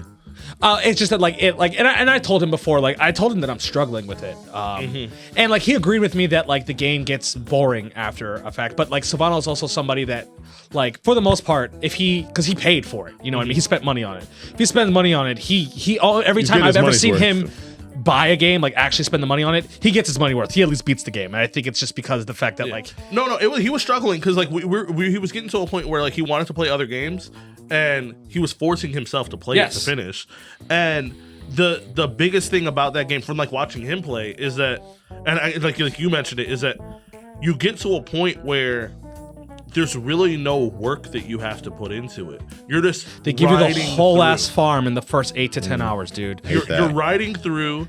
You're already powerful enough to just do what you need to do. I obliterate everything. The only time that there's any kind of annoyance, not even like not even challenge, I would just say annoyance, are like some of the boss fights. But that's because it's literally just things exploding on top of you nonstop, where you just kind of have to hit the dodge button until everything stops, and then you can smack them again. Like That's stupid. overall, with as much as I love the first one, I'd rather that them just kept just the first one and then not done anything else. I will say, I believe Veilguard is a better game than Inquisition. Really? Because Inquisition is a boring game. I tried going back to it, like I never went back to it. the only reason why it got Game of the Year because there was like no other games that came out that year. Like, if you tried going back to it, I literally couldn't even finish the prologue because of how immediately just like Turned off. You were. turned off. Like, it's just boring. It's just like it doesn't do enough action. It doesn't do enough it doesn't do enough RPG elements to it. Like, it doesn't have an identity of what it is. And it's the dialogue is also meh. yeah, I don't know. Inquisition is just, I think, just a boring game. And so I will say that Veilguard is better than Inquisition, but that's still not saying, It's still Inquisition. yeah, you know what I mean? It's still Like, technically Inquisition, and like Dragon Age Origins is like I would rank it at like an A to S like rank kind of game, and I would Origins was amazing. and amazing. I would rank Inquisition and Veilguard. I would rank Inquisition like a C and Veilguard like a C plus. The one thing I can say about Origins compared to the other ones, like for me at least, right, is that I don't feel like two Inquisitions, and I haven't played Veilguard yet, right? But I'm pretty sure it's going to be the same thing. Is they don't have replay value. Yeah, well, that's because But Origins I've played like 5 times. it's because all the decisions branch out significantly. I don't know about 2. I've only played a little bit of 2. I've only heard 2 from my brother's standpoint, who does love the game. 2 is dog shit. I couldn't even finish 2. But you know, it's a hard comparison because you expect. I think people After playing find the it first dog shit one- is because they compared it immediately to Yeah. Origins, and it was True. just supposed to be a different game. Yeah, that's Yeah. exactly why I didn't like it. But If you went, I feel like if you possibly went back to it and not expect Origins, it might have a different perspective. I think the problem is if you're gonna give us a different game, don't give us the like they kind of like tiptoed around giving us like Morrigan and other things to where Sure. it seemed like it's a new game, and then you know you feel like you're playing a continuation when they give you the option to upload your character from previous game to the new game. And that's something that Dragon Age does. They allow you to do that. Did they? I don't think they did for Origins to 2. Yeah, they did. But your character dies. Your character can. Oh, I guess sure. Yeah, Yeah. you're right. Sorry. Once again, Yeah. that's the whole choices Yeah. thing. Yeah. But you have the option. Just like you have the option to transfer. Well, no, you have your option to make your character a random spawn in the world for fucking Velgard, I guess, from Inquisition. Oh, that part I have no idea about. Did you set it up when you? No, because I didn't beat Inquisition. I didn't set fucking dog shit up for any kind of connection to it. Fuck what I care about the. Oh no, you don't get to transfer anything. When you're building for Velgard, when you're making your character for Velgard, there's the option on the side for you to just remake your character for Inquisition. Oh, I don't even recall and the seeing that choices part. and stuff. Yeah, you just You're like talking about the choices or just the actual character? You just create your character, put the name on it, and then they have like 5 questions of things that you did in the game to affect the choices. Oh, yeah, I and don't- then they insert your character that was not into in the mine. game. That was. I swear to God, none of those prompts came up for me. Maybe is there a different like? You have to go on like there's Is there like a there's the DLC main thing menu and then there's a side button. You just have to know to press the side well, button. I didn't press Yeah. shit. But if you do I don't that, give a fuck anyway. yeah, if you do that, apparently you're supposed to see your character from Inquisition pop up for a moment, and then Fuck him. have an interaction with them, and then they could leave. But a lot of people did it because they expected that you'd be able to fuck your character from the other game. Oh, that's So, interesting. is it safe to say that everybody's kind of done with Dragon Age? I mean, like I was done with Dragon Age with Inquisition. The only reason why I played this is because it was on Game Pass. I would have never bought it in any kind of way. The only way that I would be entertained with Dragon Age, I guess, again, if they did like a hard Reset. with how they're going about the game, with what they're doing about it. I will play the game if it comes on Game Pass, kind of thing. You know what I mean? But I will. At the moment, I can't see myself ever paying the money. The money. I mean, for it. when the trailers for Velgard came out, and I think I was talking to Psycho about it. Like I was excited, and I was hoping for something different. Because it didn't look like we were gonna be doing the same bullshit. I didn't think that we were gonna be dealing with fucking Solace again. So, but if they make a new one, I will always give it a chance. Like I said, I played through the intro of Velgard, and if I'm being honest, I'm not gonna play anything else. There's nothing that captures me. The combat is also just like even in the beginning, like because I remember watching gameplay because I was just curious, and I'm like, this combat looks generic. Like the combat from Hogwarts looks more, it's like more in depth than. Seems like it's more in depth than that. And like Hogwarts is a very big, it's a big immersive game, but like you would think something like from BioWare would have more depth of combat than something like Hogwarts Legacy. Yeah, I think because Dragon Age Origins is my favorite game. It's of all time. I remember very distinctly when I beat Dragon Age Origins. Okay. So you asked us the question: is it safe to say that we're done with Dragon Age? Did you have a follow up after that? Follow-up comment? I have a follow-up, but it's video game related, but it's not Dragon Age related. It's kind of switch it up. Oh, okay. Well, I mean, well- like I kind of said my piece. Yeah, at least. if a new Dragon Age comes out, I would try it. Mm-hmm. I would always try it. I'm just gonna wait for one of you guys to try it and then tell me. Yeah, I mean, I'll always try it for free. I will never. I don't think at this point I would never buy it. buy a Dragon Age game. But if I try it and it's good, I don't mind paying DLCs and stuff Yeah. like that, or whatever. Yeah, if it's sure. I good. can agree to that.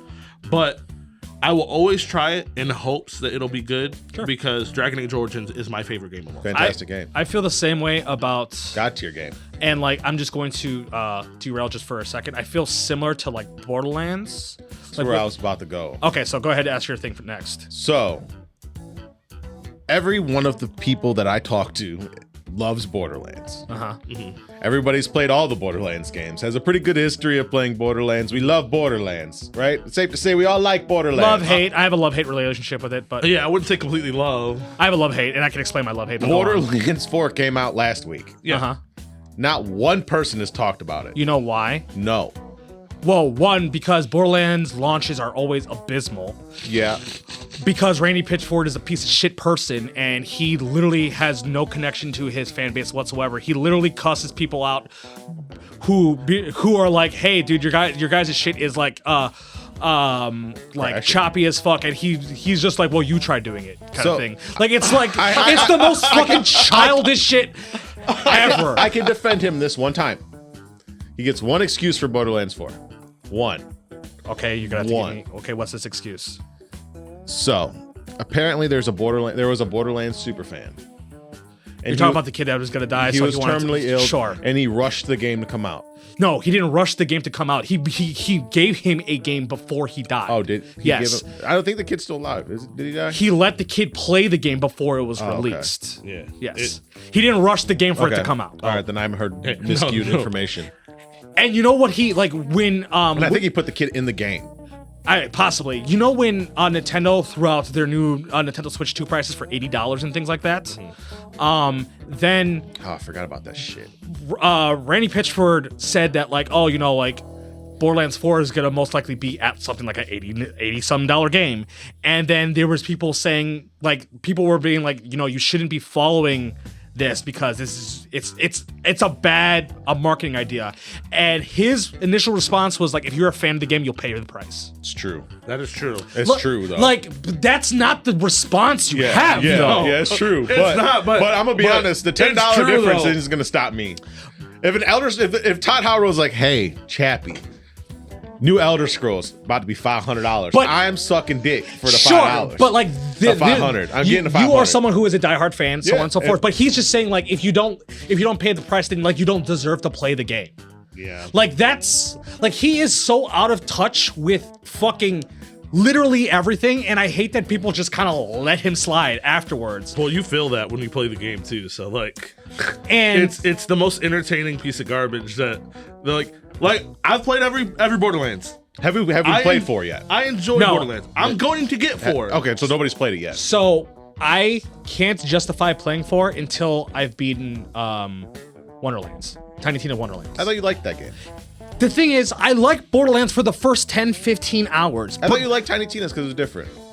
It is that's the thing. It's like D&D based, ain't it? The thematics are D&D based, but my problem with Borderlands, my biggest problem with Borderlands is that one, the gunplay is mediocre still to this day, and Entertaining garbage. It is entertaining garbage. 2, It's fun though.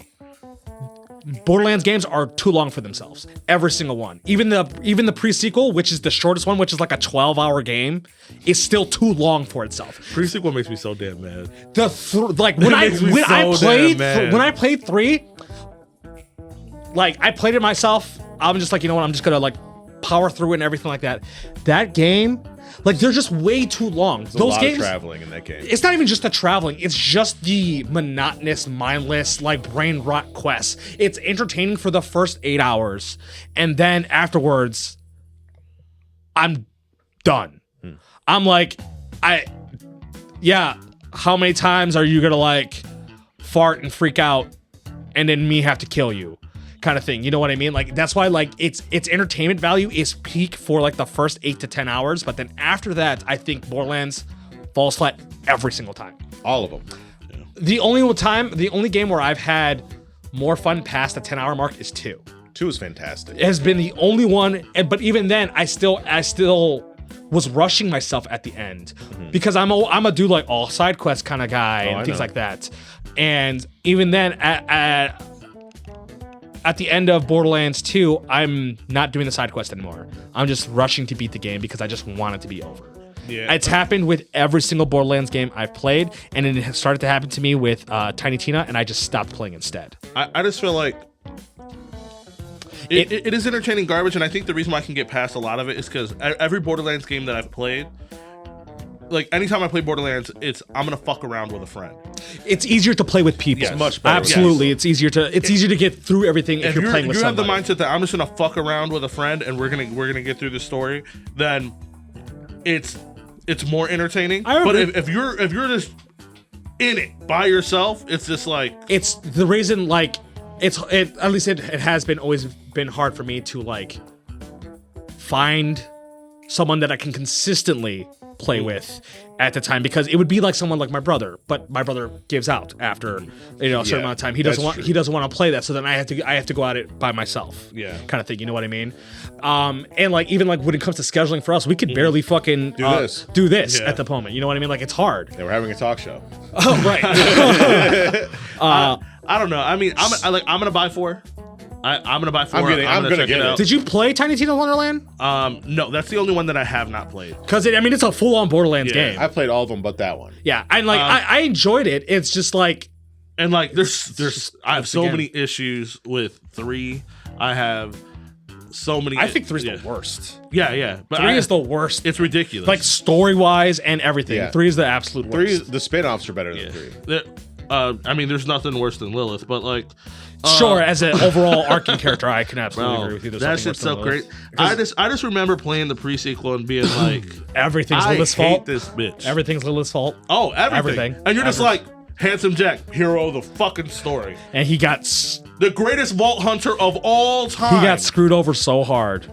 Like, no wonder he was a fucking bad guy. Piece of shit towards them. Yes. Crash Out was Possibly relatively understandable. Yeah. It sucked that he killed Roland, but like Roland was just a simp for a piece of shit woman. So Yeah.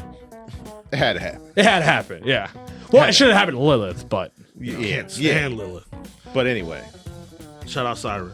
shout out Siren. I mean, apparently in 4 you could create your own character and pick from all of the ability trees separately, yeah, I mean, which is kind of cool. it's cool, but like in the end, I don't feel like that's really gonna That matter. was never the problem. Because you do that in Tiny Tina's Wonderland. Do you? Yes, because they do like the quote unquote classes that you do like you hybrid classes. So you actually have like 2 ultimates that you kind of like bounce between.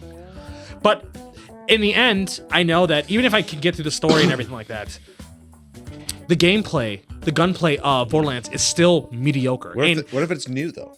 from all the clips I've seen of it, it's the still same. the same mediocre gunplay. It barely feels like I'm shooting somebody. The only one, like half the time, you only know you're shooting somebody because you're seeing numbers come up. Sure. That is true.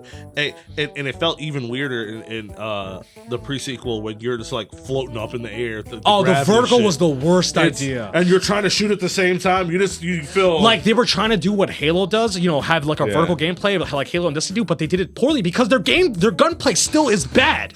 If their gun, they literally can they can literally play Halo 1 and figure out gunplay. Like at this point, Have you played 3, Chappie? Yeah, I beat 3. Oh, okay. I beat all of them except Yeah. for Tiny Tina's. Okay, yeah, that's the only one I haven't played. I like- 3 annoyed me too because it's just like, I want to be a fucking streamer, bro. it was the most. I want to be a annoying- streamer, bro. I like Borderlands. I like Borderlands because of the bullshit, if that makes sense. Sure, Because I but that's what also everybody like likes. those kind of things. Right? I like your Trailer Park Boys, your Letter Kenny, Toilet humor. your toilet humor bullshit. But I also am not a collectathon, finish every kind of thing kind of guy. Yeah, I mean, just me as a inherent gamer, I'm I always like do drive- every quest. I And drive through all the Borderlands games straightforward. To be honest, that's what stops me from playing a lot of games. I have a problem with being a completionist in games. So where like there are certain games where I'll look at and I'll be like, I don't want to go through the problem. It's 90% of the time why I just don't go into open world game. Like like Assassin's Creed. Yeah. Assassin's Creed, 90% of Assassin's Creed is busy work. I never straight through the storyline, It- straight it- through. But the thing about I mean, I don't remember if Valhalla did it. But a big They problem did it. with Assassin's Creed is that they gate kept you, that you had to do the busy work to unlock the next story. I think Valhalla did it. I think that's when I stopped playing yeah, Valhalla. and like that is They're like, hey, you have to go get these 19 flags from all over the world. I'm like, no, I don't. and it's like You said that shit like I don't got a power button. Yeah, I'll turn this bitch off. I didn't pay nothing for this shit. so it's just like things like that. That's why I tend to stray away from open world games because I'm like I have to do everything before I move on. Period. See, I'm only like that with games that I'm like, you know what? This is the game I'm going to do this for. Like, sure. Like Oblivion Remastered. Sure. Like, I had to do it. All the Elder Scrolls games, I had to do it. Any Lord of the Rings game, I had to do it. I'm a clear out every dungeon, clear out every fucking crevice, clear out, make sure I finish Baldur's out. Gate, I did do it. Finish out the dialogue with every fucking character. And it's probably also just like my past. I mean, trauma's not the right word, but like, It could be. Could be. Especially like with JRPGs, how many things you could just miss by not talking to a random NPC. Oh yeah. Like, It's I'll also- give an easy one. The first Pokemon game, Pokemon Red and Blue, right? The leftovers in a fucking random trash can in the city. Yeah. You could just miss that. And leftovers is like one of the most loved fucking beginner items. Period. To have on a Pokemon. Oh, You know what I mean, another thing, like going back to Dragon Age. If you don't do everything you're supposed to do in Dragon Age, you can get to the end fight and fight the dragon by yourself. Yeah. And no other military force goes with you. Something I found out about Veilguard is that you have to almost do everything to get like the good ending. And like Hate that. that's monotonous with Yeah. you have to try to like get the factions to like their maximum level. Like Savannah was telling me that, and I can tell you right now I'm not doing that. At most, I'm gonna do the companion quest. Maybe I might do the companion quest for the ones that I care enough about, which is like my romance partner and the one person I keep with me the entire time. But outside of that, I don't even care about these fucking people. Like Yeah. Ridiculous. Who was your favorite characters to play in Borderlands? I used to pay the DLC and play Psycho. Psycho was baby. well, I mean, it's different per game, but Yeah. 2 was the Psycho. Psycho is still my favorite class of all time. I paid the DLC for it. I was like, fuck it, I'm taking Psycho. I played Roland in 1. I played Okay. Roland and then Brick because I did 2 playthroughs of 1. Gunzerker, baby. In My shit. the pre-sequel, I played what's her face? The Siren. Yeah, the Siren bitch with the Aegis, or whatever you pronounce it, shield. I played Claptrap. And then in the Tiny Tita's Wonderland, I play a mix of like the Rogue and Barbarian class. Nox. I played. What was it? Is his name Zane? Yeah, Zane is the one that you can create the clones. You can go back and forth between the clones and stuff like that. That's the one that I played. Zane and then Flak, which is like the one in the big like robot suit. Right. Oh yeah, I guess I didn't say for 3, right? Yeah, for 3. Who did I play? 3 was, I think I played the Siren again. The Siren was Let's see. I'm trying to remember. Amara. What was her ability? The sun one? Fire one? Is that the second one? Yeah, Amara is the Siren from 3. Because you have Lilith, then you have Maya is the one from 2, I think. I played Lilith first. Lilith was fire. The Sirens are always good characters to play. Yes, it was Amara because she did the phase thing. I'm like 90% sure. Yeah, Zane, because I didn't play Maz or I played more Flak than a little bit of Zane. Yeah. All right, so we could switch this up if you guys want. What? Like the conversation? Yeah. Okay. WrestlePalooza. Okay. Wow. Did we watch WrestlePalooza? Yeah, I totally watched it, bro. I know Hell yeah, everything bro! about it. Well, You touched my hand. I don't have a VPN and I don't have ESPN Unlimited. I only have ESPN. So I did not watch it. I waited until it was over and then I watched every fight that I needed to watch on YouTube. Oh, you could have just took my VPN and watched it. You have to set up a VPN, you have to do it through your router. I don't know how to do that. You don't have to. The one I have, you can just do it through Fire Stick. As an app, you just turn it on. I don't have a Fire Stick. Get a Fire Stick. It's $20. Anything that has a fucking app, bitch, you download the app, you click turn on. It worked good. It worked good. Every time. You could also just get a Fire Stick because it's like $20. You can also do that too. Yeah. You want to. Yeah. Because you watch all that shit for free. Yeah. You can teach me then. I will. Yeah. But I seen everything I needed to see. I know all the results. I seen the fights for it. So There are some happy moments. There are some sad moments. Yeah, Who wins? Who has the belt now? John Cena Again? and Brock Lesnar open up. They did that as an opener. I feel like that would be like a closer. They're doing it because the competitive company was doing their closer at the time they were doing their opener. Oh, they're bitches for that. They are bitches for that. That's why. That's some hardcore cucking. And Brock Lesnar came out and beat the fuck out of John Cena, and that was it. Was introduced by motherfucking Paul Heyman. Which means that because I'm hoping he's in the Vision. he's not going to be in the Vision, but I bet you he carries into War Games. Maybe. None of these words mean anything to me. So There is a chance of breaking Paul away from the Vision. You know what? He's gonna go away with the Mystic. That's no, what's I don't think he's happen. going to go Mystic. I'm just throwing shit out there. Does that sound Anybody real? could. But Brock could. here's the thing. Brock Lesnar. Okay, so for you. So whenever you have like a wrestler that's like has a good look and is very good at wrestling, doesn't have Sure. mic skills developed yet, right? Call Paul Heyman. What they do is they give them a manager to be like their mouthpiece. Okay. So imagine you got the big like Goku. Goku's a big dumb, can't talk.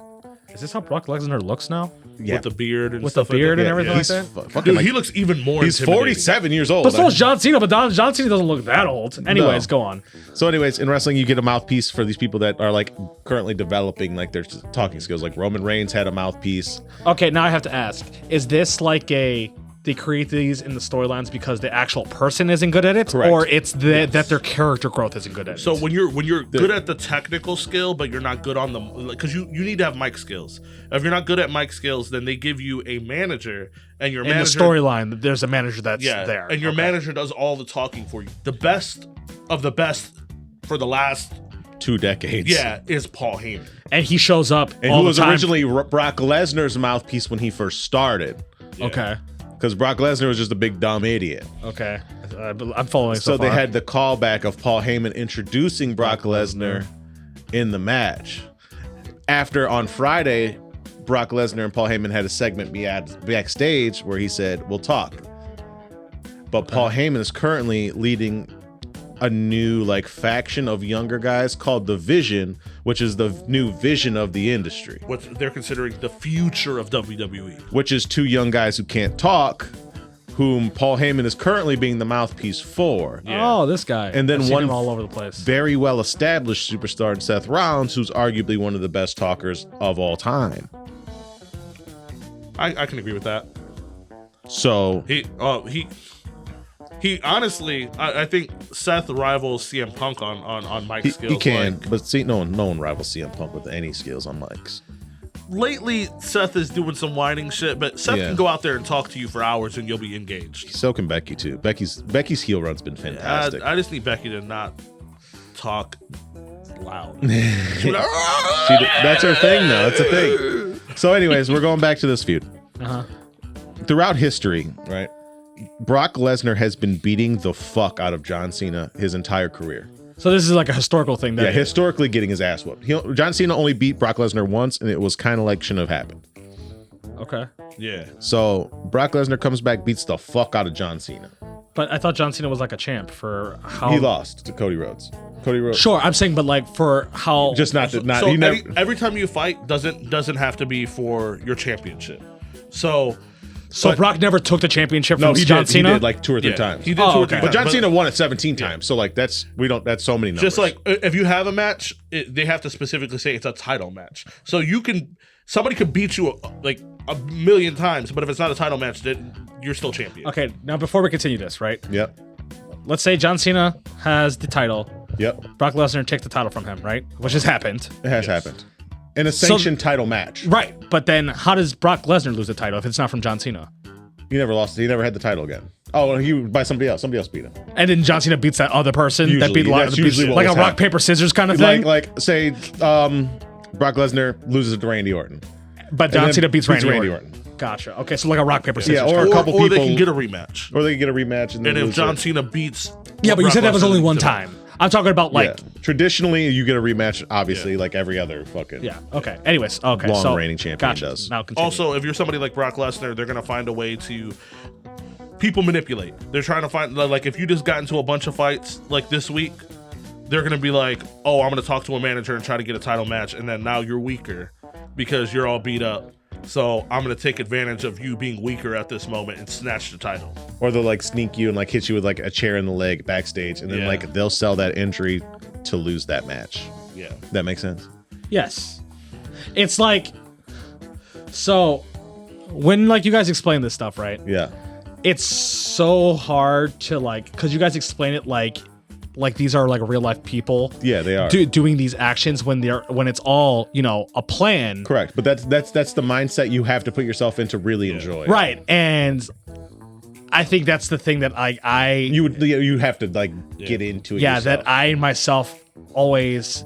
It just sounds crazy. No, just like, since I'm not into it, I don't separate. So when you guys explain these things, I'm like, okay, so is this the storyline? Which is why I'm asking, like the manager, right? Is that like in character growth, or is that like a real person? It's a real person growth. Okay. They usually do it for people who really don't know how to win over the crowd, or they just put the manager in the story to like hype them. Think of like I know you've watched what do they call them, soap operas? Is that like the ongoing everyday shows, like Days of Our Lives? Yeah, and shit? yeah, sure. Yeah. It's similar to like that. Okay. Where it's its own moving parts, it's its own world, it's its own WWE universe. Right. Yeah. They are. So it is role play. No, I know it is. It's just like when you guys talk about like, and sometimes guys will do this and sometimes guys will do that. Usually when people talk about stories, it's not sometimes something can happen. It is this person did this person did that. You know what I mean? You talk about potentially things still happening with these reoccurring characters, like they are mannerisms that a real person has. But a lot of people, they call it kayfabe, which is like blending the reality and the actual person into it. So they kind of keep you on your toes by like being the real person sometimes. Who was that wrestler that like almost never broke out of their character until they retired? The Undertaker. The Undertaker. That's what, because I remember The Undertaker literally, he said he was like, I would go to these flights in character. I wouldn't sign autographs. I wouldn't hug people. I wouldn't take pictures with fans. You didn't get really any normal stuff until he came back and became the American Badass. And then even then he lightened up a little bit, but he's still like, was that... But he's still like a hardened guy. Anyway, like he was never going out there and like hugging a kid like a John Cena. Yeah. He was never like high-fiving fans. Something like Rey Mysterio. Rey Mysterio doesn't leave the house without his mask. True. Right. Penta, same thing. Yeah. They always got the lucha mask on. But so Brock Lesnar, they started off with Brock Lesnar versus John Cena, which like John Cena fans were hoping that he was gonna win. But if you look at Brock Lesnar and you know the things this man takes 300+ pound men, throws them in the air and spins them like pizza dough. He does, actually. And then snatches them up and uses all his weight to drop to the ground, slamming them into the ground. It's true. The F5. The problem What's that called? The F5. The F5? Okay. The problem with Brock, and the reason why a lot of people are afraid of Brock, is because Brock didn't know how to separate role play and fucking somebody up. Because he would actually be hitting people. Oh. Because like if someone like hit it, like mess up a spot or something, a spot is pretty much like the move, like the coordination that they had going. Like some people like hit him, and then like one time he like knocked a dude out. Like he'll just knock you out. Like he's very stiff, is what they say. He never got like lawsuits or like no, because it's all like that's like their world. That's how they are. It's so you have choreo for everything, but sometimes things don't work the way that they're supposed to, and you're doing it in front of a crowd, and you have to like improvise and ride the momentum of the crowd. Right, but now what about what's his face's kid that might go to jail? Raha Jackson. Rampage's kid. Yes, Rampage. So like that was not like that was a. But this is what happened initially. Like, right? what's the difference? So, the guy who he beat up.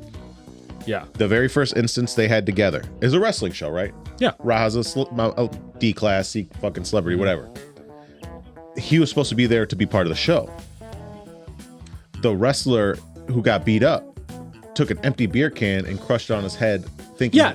He was part of what was going on. No, I get all that because I followed the story of what happened, but I'm saying when it comes to like Randy Orton knocking somebody out, right, and people just being like, oh, that's just Randy Orton. Well, they're not unloading on them. They're like they call them receipts.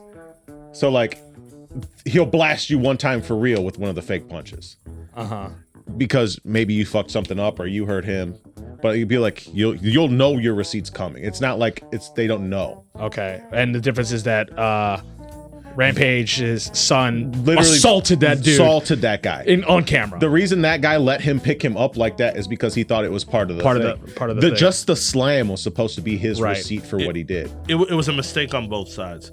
Well, the guy who brought Raja in didn't explain anything. Yeah, they had him in as a guest, but did not explain to him that he was going to be a part of it. See, I saw something somewhere saying that they have recording of Raja, his name is Raja Jackson, saying, "I'm gonna fuck him up." No, he did say that, but the guy was gassing him up down the hallway.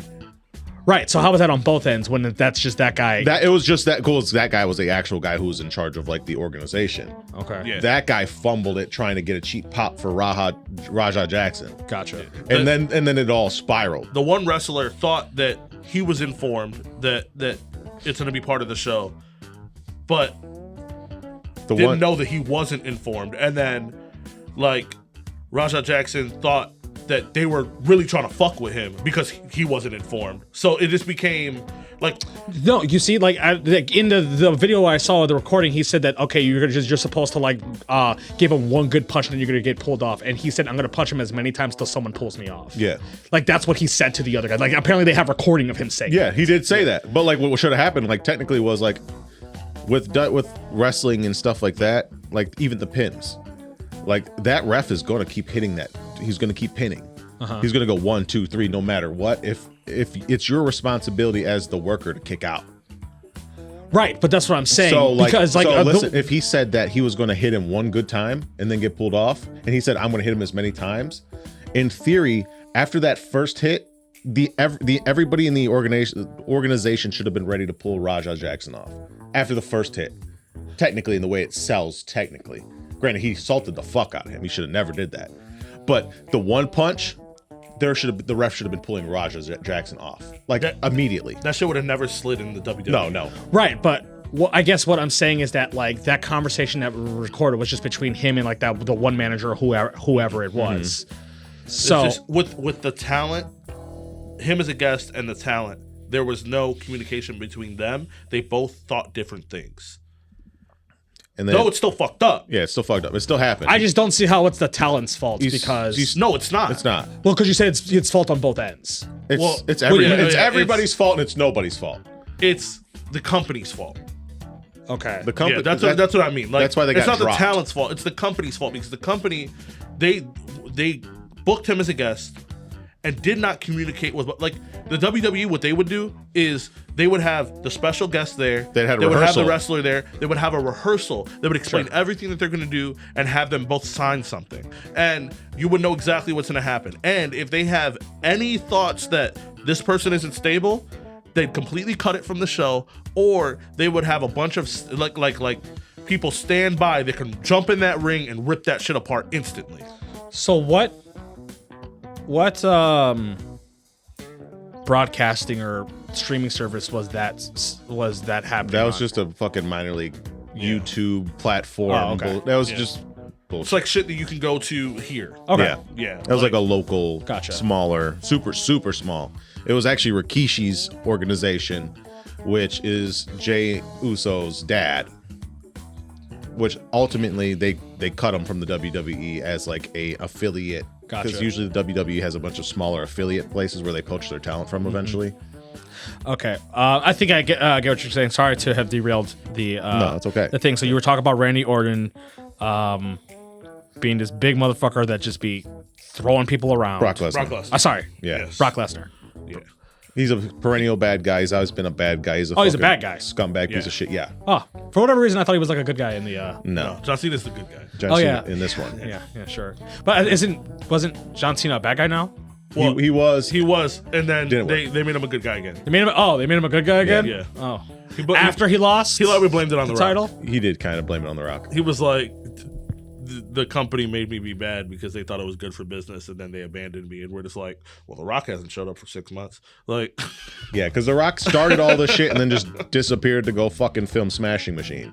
Yeah. Okay, now once again, you see, because you say stuff that he went to go film Smashing Machine. So this is where I don't know if I'm separating the storyline with what happened with the actual Dwayne people. Johnson went to go film Smashing Machine. The Rock just disappeared. Yeah. Okay, so it's not in the storyline. He just disappeared, but the reason why is because Correct. Dwayne Johnson Just like- went to go. Roman Reigns is filming the new Street Fighter. He just got written off with an injury. Yeah. Cody Rhodes. Those injuries aren't real. Some of them are. Some of them are. But the thing is, with the kayfabe, they don't. You never know. Because I thought like Rhea, right? Rhea Ripley, didn't she like lose her title because she got injured? That was a real injury. That was a real injury. Okay. Yeah. All right. You can see when injuries are real, like Liv Morgan got fucked. And you seen it on screen. Her injury, like her She fucked her screaming and shoulder up. crying, them having to like pull her out, like Okay. It's true. there's Okay. Yeah, you could tell when the injury is like real. But some people like tear their ACL and finish a match. Like Right. Triple H tore his quad off of his bone and then continued the match. Oh, like what Cody did when all the fucking Cody's the- pec. Oh my completely god. burst in the inside. All this He is red tore and his everything. pec off of his chest, bro. Look the picture up. It's nuts. But you never know with wrestling. Yeah. Because like they use injuries to write people off for a certain amount of time so they could just go on vacation or do whatever. And it was Oh he had to sell it. no shit. He did the entire match. Like He did that. the entire match. He Start had to to sell it. He finish. said he was in extreme pain. Wow. But they couldn't tear it off That's anymore. impressive. But a lot of them are like that, where they build up the adrenaline and they know that like it's better off to sell it. Like this injury is so great for the fight, so great for the business, So what good for people the are watching. story. It so makes good him for it makes a legend. Yeah. And You'll he never fought forget through that. it. He said he was in extreme pain, and he fought through it. He was jumping, landing, picking people up. This guy does not look like a good guy. I'm sorry. Every fucking picture I see of this dude, you're telling me this looks like a good guy? He's the goodest guy. That he's does the not look goodest like a guy. hero. He's the He best is. guy. He's like the And- dot your T's, cross your I's. And the great thing about him, so like for you're saying that it's hard for you to like separate the character from the person. Cody is the person.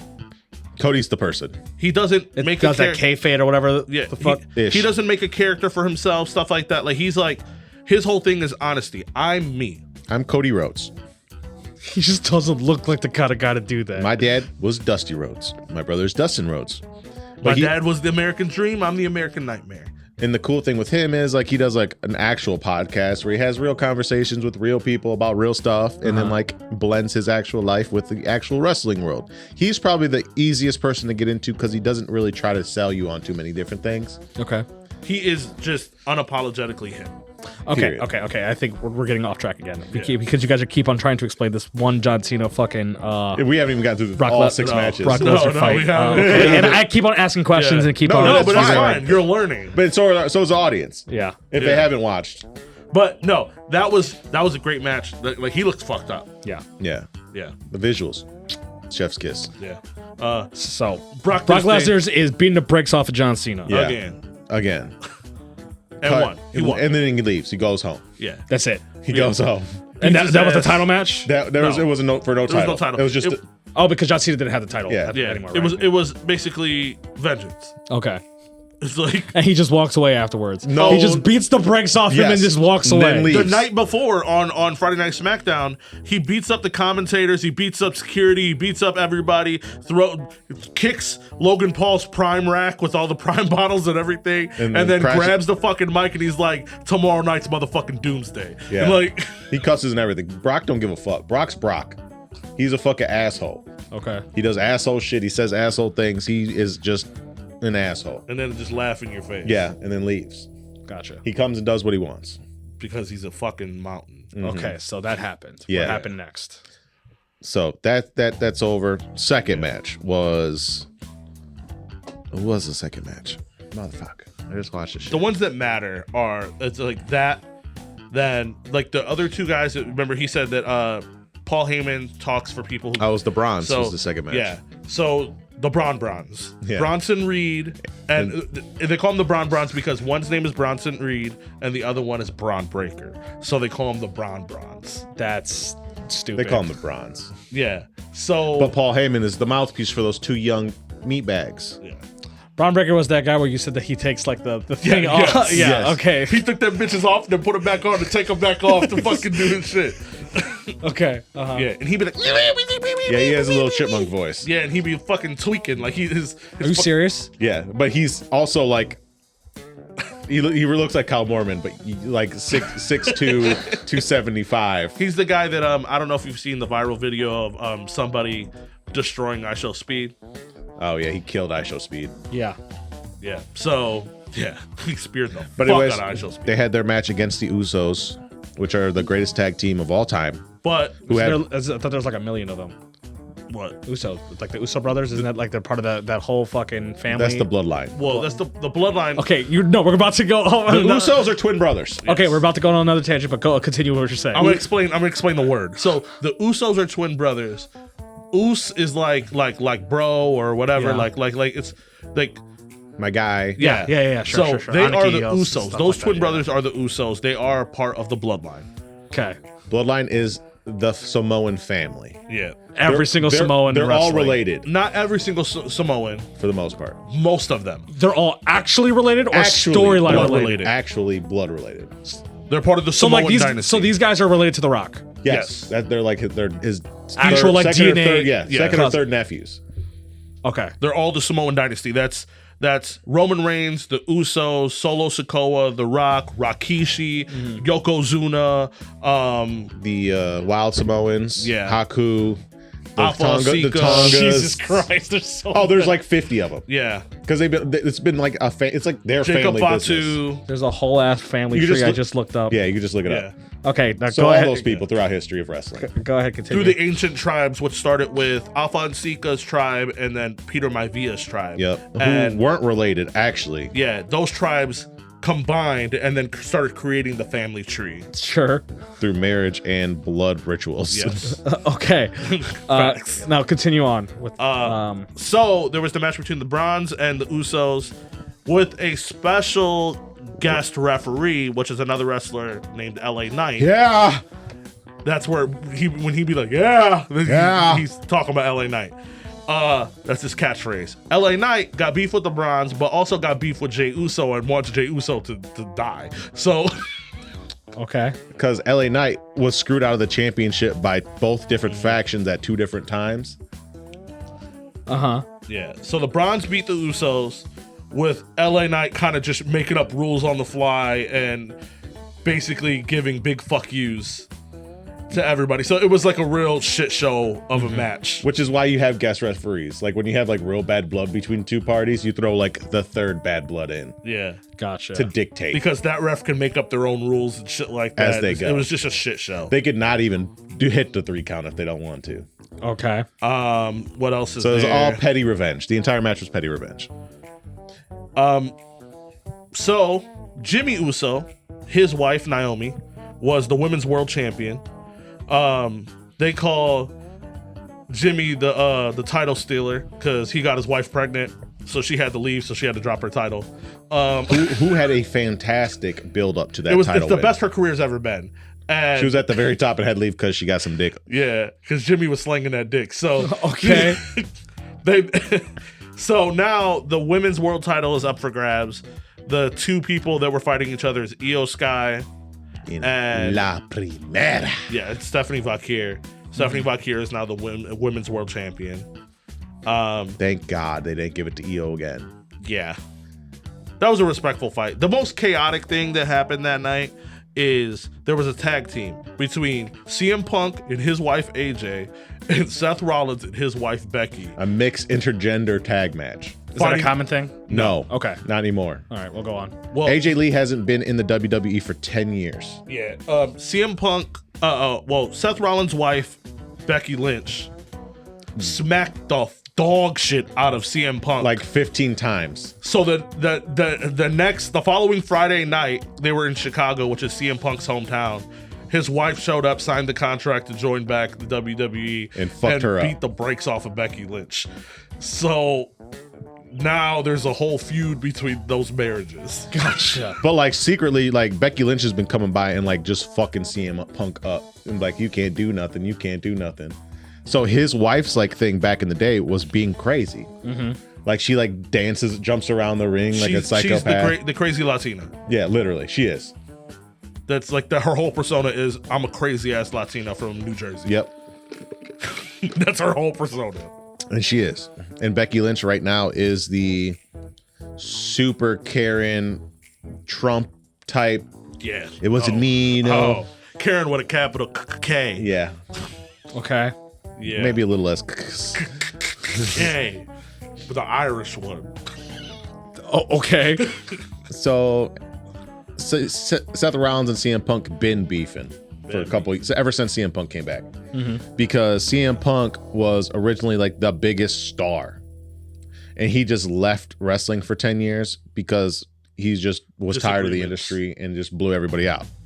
But Seth Rollins, actual CM Punk, actual right? CM Okay. Punk. CM Punk is also one of those guys that's CM Punk all the time. So CM Punk doesn't have that kayfabe. CM Punk is CM Punk. Okay. He plays into all those bad things he did. Seth Rollins was just starting wrestling when CM Punk was gone, and basically like was the one who replaced him. They kind of were hired on Seth Rollins, Roman Reigns, and what was his name by that point? It was John Moxley. Was it John? Well, I thought it was John Moxley. Or was it? Well, either way, was John they were Moxley. the Shield, and they were kind of hired on as his security for CM Punk for CM Punk back in the day. Back in the day, then he left, and then the Shield branched out and broke up and became what they became. All superstars in their own rights. Okay. So like, there's a big turmoil there of like, you left the company and blah blah blah, and I rebuilt it, and now you're fucking coming back here, just trying to get back into the spotlight. Blah blah blah blah blah. Right. So that's what's been fueling that. Okay. And then Becky Lynch, who's always a good guy, recently turned into a bad guy. And she's the fucking best bad guy because she's such a fucking cunt. Okay. Always the good guy. Always like the best guy. Actually, the best good guy. a fun fact for you is Becky Lynch looks a lot like Chandra from MTG, and after a certain while, they started to theme certain MTG cards to look like the poses that Becky Lynch does. It's true. Oh. And she also does a lot of Magic things where she like does like Let's Plays and shit with people. Cool. I don't think they're called Let's Plays for Magic, but whatever. Yeah. But yeah, she looks just like Chandra, so. Cool. Yeah, so that all went to a head. It was a bunch of chaos and bullshit. Bunch of chaos. Cause like girls don't hit, or guys and girls don't hit each other like things. Since China. Yeah, since China. Okay. So like this is kind of like bridged the gap of that by like Seth Rollins would like pull AJ's like flat her out. Like he'd pull her ankle like from beyond the outside of the ring and like flatten her out. So Becky would get like a thing, and Becky's putting her hands on CM Punk, and now they're all slamming each other around, and people are like, what the fuck is going on? Fantastic match. It was a good match. It was fun. Toxic as fuck. And then it was a lot of fun. Yeah, that's about it. And that's then all the big things, right? There's the main Besides event. Cody. Besides Cody. Yeah, which we knew what was going to happen with that. That was no surprise. Drew McIntyre. Yeah. And Cody Rhodes. They had a match. Yeah. The Scottish sad boy. The actual title match. And that one, you guys seemed like that was very underwhelming. Because we wanted something was supposed to happen at the end, never happened. Yeah. Usually at the end of all these things, something happens. What do you mean by something happens? You always give get me an example. You always get a big boom. Like AJ Lee coming back. Are we talking about like a There's M. a Night pop. Shyamalan twist? Like something happened? It's usually a return. Yeah, I guess if you want to like put it like that. So like usually in every one of these like live events, like shows and stuff like that, there's always like you always know that at the end, like they're waiting for something juicy. Like at the end of a Marvel movie. like the rug. Yeah, There's like always the end credit something- scene. There's always something, some big boom that'll happen that'll be like, oh shit, that'll have you hyped for like the next week. Okay. And nothing wasn't- like that. There's none of that. happened. Nothing. Nothing. Yeah, and it's probably because of ESPN and all that shit. Yeah, this was but- also their first like Yeah. ESPN show. Oh.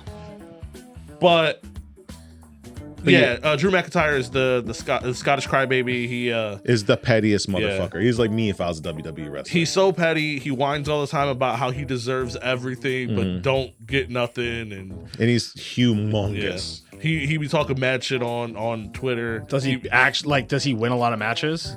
Lately, no. He whoops a lot of ass. He don't win shit though. Yeah, he does whoop a lot of ass, but don't win shit. Same thing with LA Knight. LA Knight also whoops a lot of ass, never wins shit. How do those two things? Because they're not going down the correlate? same path of one guy being good and one guy being Because bad. he always has bad blood with everybody. So there's always some reason why somebody is like, oh, you about to win something. Snatch. bitch. It is like ruin it. Somebody for him. from Drew McIntyre's past always shows up and makes him lose. Yeah. Is that what happened against him No, and Cody? he actually just Cody hurt. just beat his ass. Yeah, Cody's the actual champion. Cody's Yeah. we got to build Cody back up because he just got done filming Street Fighter. He won this title from John Cena and disappeared for a couple months, so you got to get He him. was gone for a couple months. Yeah. And then now that he's back, Roman's gone to film his parts. Because somebody's got to be the head So- of the face of the company while someone's gone. And right now, their only choices are between Cody Rhodes and Roman Reigns.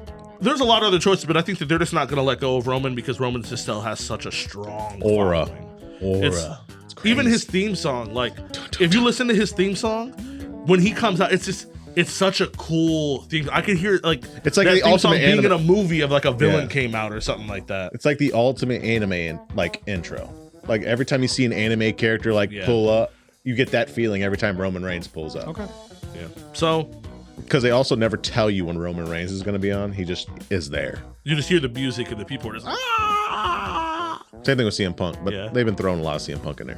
there usually like in the past we used to have a bunch of like cool like rock songs that were forgotten or whatever, and then people just like take them as their theme songs and it's like, oh shit, and then they're popular again. But a lot of these wrestlers use like custom instrumentals that just hit so hard. It like I would say like Gunther's as well. Yeah. Like I'm surprised. I was expecting Gunther to come out last yo, night. his theme song is like a real villain theme. Like Don't. I would love to have the rights for that and put it in the podcast for like villains. Like it's For real. crazy. It's good. But yeah, wrestling's cool. Got what, 5 more dates left for John Cena or 4? Yeah. Well, it was 6 after. Because the next time he's supposed to show up is Survivor Game. So yeah, 5 days left. 5 dates. 5 days left. So he's Yep. done. But we were trying to figure out who his last opponent's going to be. I don't know. You think? Because now they have to throw in another one back with Brock because he's got to beat him. His whole career has been losing to Brock Lesnar. He's got to fucking beat Brock You think Lesnar. they're gonna run these last 5? Well, John Cena's, there's for sure going to be a giant War Games blowout. I don't think he's gonna get 5 matches. No, he's only supposed to have 3 left. Yeah, he has 5 appearances, 3 matches. 3 matches. One I of don't them's going know- to be Survivor Games with Brock Lesnar. Or War Maybe. Games. Because Brock Lesnar's going to join up with the Vision. But what makes John Cena a part of that? Like, Just being a good guy, joining up with Cody. If Cody Rhodes is involved, he's going to fucking bring him in. yeah, but that's if Cody's involved in that War Games. They're forcing that shit. I think that they're gonna hold off when War Games happens. We're gonna have Roman back.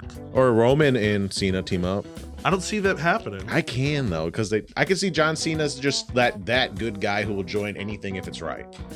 I think so. Like either they'll keep running with Brock, or they may be another I want match the that Brock we're shit just to not be thinking over. of. Brock needs to be over. Yeah. I'm done with it. I would wish he would have just stomped Brock out, drew this all the way out, and been it. But WWE's petty as fuck. Usually when someone as big as Cena, they will go to retire. They have them either do a like a nostalgic clash against somebody, or they have them bring up like a newcomer.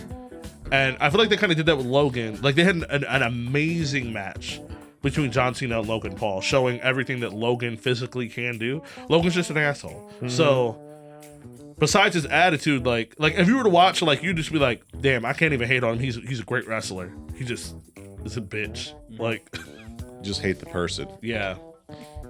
I don't know. But John Cena's last opponent, you guys heard it here. It's going to be Edge.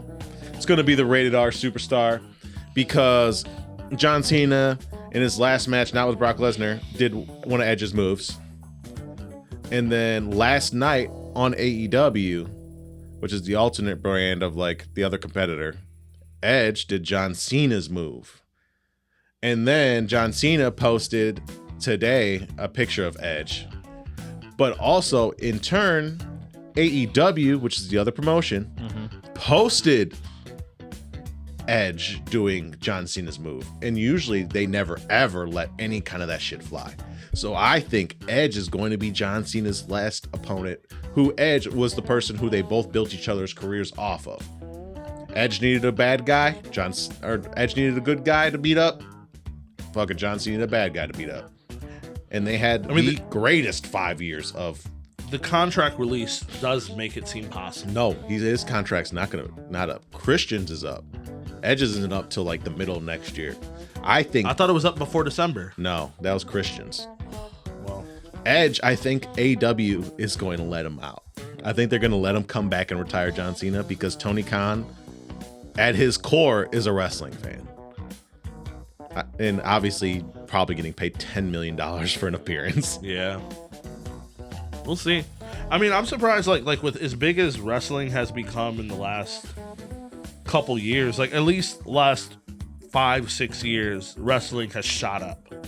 And shit, yeah. I'm surprised we don't have, like, speaking of like anime, like a new wrestling anime. Like, yeah, I mean, we have like old shit like Ultimate Muscle, but like, I mean, I'm sure there's one out there that's just not popular. yeah, I mean, I guess like if you, because Bucky's a wrestling's grappler, huge. right? So like you could say that's almost wrestling, Not but the same.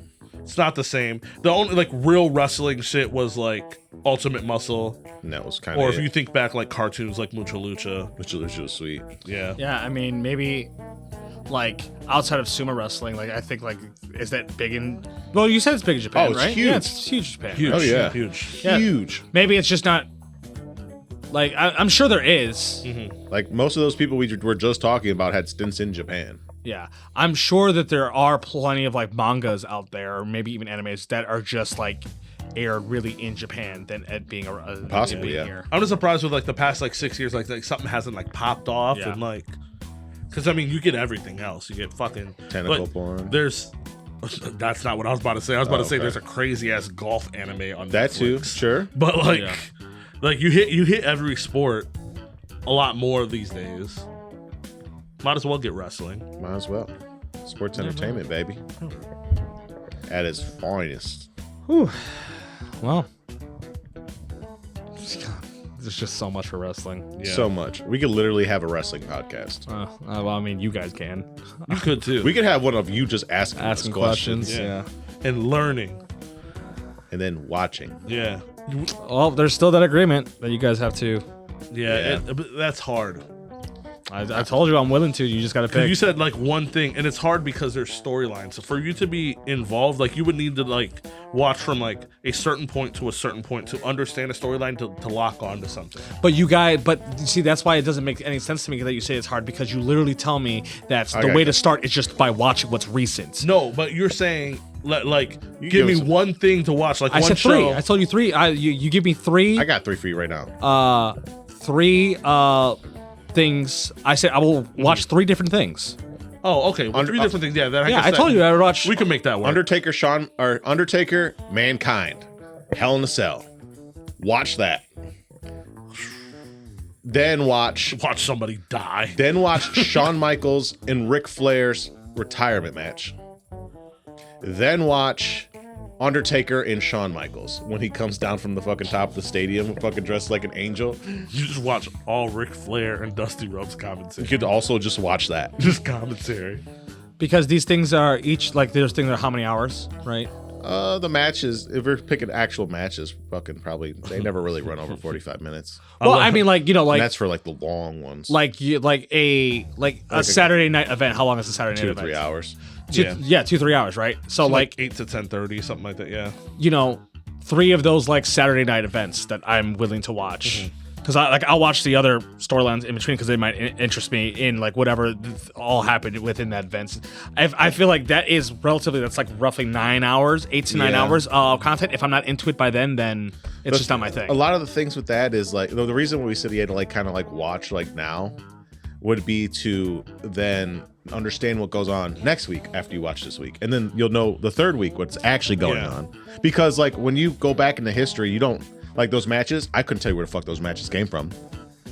They could have been from a random episode. Those matches in general are the iconic matches. Right, but if you think of an iconic match, right, then wouldn't you be able to pull like 2 matches that led up to that? No, You don't think you'd be able to? I mean I could It's probably. storyline. So like like one of the most iconic storylines for you, right? You find like you whichever I think- match yeah. was like its peak, and then you find 2 like maybe like the beginning of how that storyline happened, and then like a middle. Of I think it. the best way to do it is instead of showing you 3 separate like shows or events, is going on YouTube and showing you a storyline. Yeah, I guess we'd have to pick an entire storyline. Pick a storyline and you watch that on YouTube, because then they'll have like 6 weeks will be spread apart of different shows, but there's small moments that are like 2 minutes here, 3 minutes there over the course of months of conversations or things that happen that all connect as you keep going, that you become very involved with as you continue watching. Okay, how about a collective of like 10 hours? of just content. That could work. You show me 10 hours worth of content, whatever it'd be. God, there's so much. That could work. I feel like if I can't get into it in 10 hours of watching something and I don't want more, even if you're showing me a storyline from the beginning and then after 10-hour mark, it's not at the climax yet, and if I want to... Now, my question to you is there a specific wrestler or anything that you may care of? Like for Silvano, right? His favorite actor is The Rock. Sure. So I was able to show him certain things of like The Rock, and then it continued on to where like now he's watching shows like every week and stuff like that. Like it was enough to lock him in. I've never had any kind of like magnetism towards any wrestler in any kind of way. So no, there isn't anybody that like I would say like show me their things, because I could get half the people that I've seen, like I won't even know if they're really a wrestler or not, like from movies or things like that. I just know The Rock because that's everyone talked about it being it. Same thing with fucking there's just Brock iconic Lesnar, ones that you'll like Randy always Orton. hear of. Like Yes. you'll always hear of The Rock. You always hear of like Rey Mysterio, Undertaker, Stone Cold. Yeah. Stone Cold, things like that. But like that, I have no like. You don't understand the magnitude of. I have no fame. gravitation towards any of them. So whatever it would be. Well, we got to think about like him in general, right? Him in general, I think. I mean, like a lot of Undertaker stuff, I feel like will catch him. Yeah, especially since he's a big paladin boy. Like, he likes the lawful goodness. He's really a babyface guy. I as much as he hates how he thinks Cody Rhodes is a bad he guy, just doesn't look like a good guy. He would be probably. he would be Cody a Rhodes is like huge number, Cody Rhodes. he I would- might be. I'm just saying his aesthetic does not look like a good guy. He'd be a big Cody Rhodes fan. He'd be a big Alexa Bliss fan. Oh yeah. He'd love Alexa Bliss. Oh, like a storyline that he might be into is like when Cody Rhodes come back, like the beginning of the story like because if you chop it up, it's not that long. The AEW return. Cody's story, like when he's like, oh, I want to finish my story, from that to the actual finish is a decent If we were to storyline to find follow. all the videos, there's probably a compilation on I'm YouTube. pretty sure there's a compilation, and that wouldn't be that long, and I feel like that would be enough to Get him. get you. I think that'd be enough to get him. Actually, that's a good idea. Let's just do the Cody Rhodes original start to finish story. I will also say, like, I think it might be a misconception on like my love for paladins. Right? It's not about being good. It has nothing to do with about being good, because my favorite paladin's Conquest, and they're not good. They're not good paladins. Well, it's not about being good. It's like I love paladins because of the sheer willpower. That's what happens to Cody Rhodes. That like it is about them as people. That it's like they follow like a code or something like that. So that's with and Cody, they use that to their success. Cody's initially a failed Nepo baby. he's a failed Nepo baby, but like so Cody's dad, Dusty Rhodes, he like tried to get the championship. Though he was an iconic wrestler, everybody loved him. Even after retiring, like, was a big deal in training facilities where, like, he helped bring up the biggest superstars that we have now in wrestling. He never was able to achieve that goal and bring gold home. And that's something that Cody wanted to do for his dad. So once he figured out, because he was originally a part of the WWE, he left because he didn't know where he fit in. He just had, like, I guess like an identity crisis or whatever. And when he came back, he was like, fuck the characters, the storylines, I'm me. Okay. And when he came back, it was more about finishing the story for his family, like being able to finally bring that gold home and doing anything that you could do to do that. And I feel like with like, your love for like D&D and certain stories and stuff like that, I feel like Cody Rhodes' story may be able to bring you in a bit.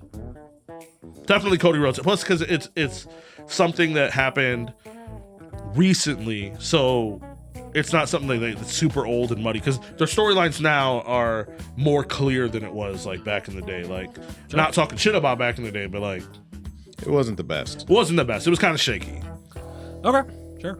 But I think Cody Rhodes is him finishing his story is enough. I mean, you're an asshole. You might like Seth Rollins too. So You also like Seth Rollins. yeah, Don't worry, I'm getting them together right now. he dresses like Doflamingo. He does. Yeah, Seth Rollins being Doflamingo in live action, I'm okay with. For real. Seth Doflamingo is a very disappointing character in the end. Yeah. So All right, so I sent in our group chat, I sent Cody Rhodes' story since his 2022 return, and then 6 months after he completed his story.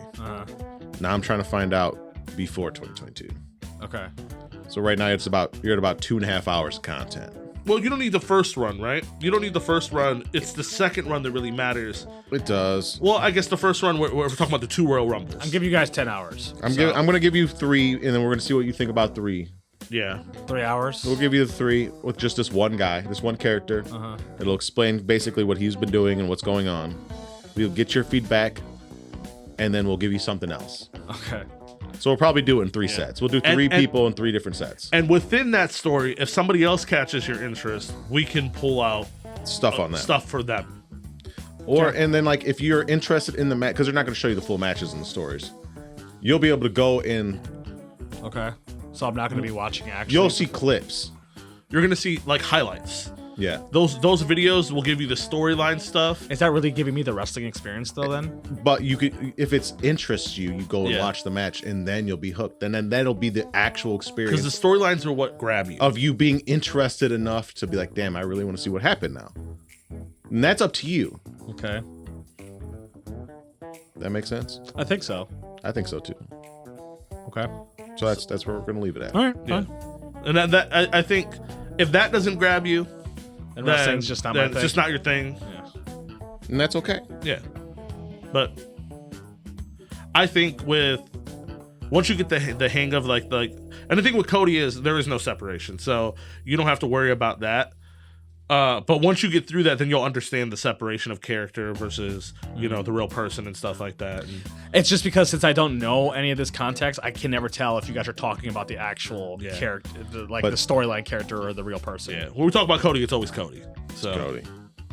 So I sent you 3 things. One's the full history of the Rhodes family in pro wrestling. I'd start there. Okay. The next one is his entire story since returning to the WWE. Okay. And then 6 months post finishing the story. That in that order. Gotcha. Now, if you end up liking it, there's tons of stuff you could learn about Cody in the other promotion that he helped start, which is the one that's competitively going with WWE right now. Is that the AEW Yes. stuff you're talking? Okay. Whom his brother's still part of. Okay. yeah, and it's relevant because Cody is still our champion. Okay. So So that's a good little probably 2.5, 3 hours of content. You could sink your teeth into and see if it's Cody's one of your guys. If not, yeah, and if you want to hop into the Samoan dynasty after that, we can. probably stay away from the whole dynasty. Well, There's snippets. You'll probably go with the Roman. We'll probably go Roman or Seth probably Yeah. after that, and then we'll probably go. I feel like you have to go Shield to get into That's the whole thing. yeah, but I feel like you have to go Shield to understand the character development Yeah. between both of them going forward. It's true. And then he might want to learn about Roman. Yeah, you got to start with the Shield period Yeah. because it explains a lot about Seth and Roman. And then I guess we could do that. We could hit him with the Shield mid, and then let him pick for the final if he wants Yeah. to go Seth or Roman. Or John Moxley, which is Okay. Well, it looks like we have a plan to try to get me into wrestling. Yeah. About time. Maybe I'll take 10 years like you guys took 10 years to play fucking Magic. Word, that's great. Yeah. well, it's been longer than 10 years, bro. Yeah. You guys haven't tried to get me into wrestling for 10 years. No, we've No. only been back into it for a couple years. Yeah. now. So yeah. I tried getting fucks to play Magic long time ago. And then we had an entire 45-minute conversation about how Watsy's a piece of shit, Yeah. trying to take all our money. Yeah, well, I mean, I guess we'll find out what people have to say or something like this, because this was our mid-morning traffic intermission. Hell 2.5 hours is a long time for an If you intermission. learned anything from this, if you have one wish, make 57. Or if you want to get into wrestling too, we could send you the links that we sent Psycho. Yeah. Sure. Tell us what you want. Pray tell. Yeah. Well, this was mid-morning traffic. I was Psycho. And we are the Cock Crew. Bye.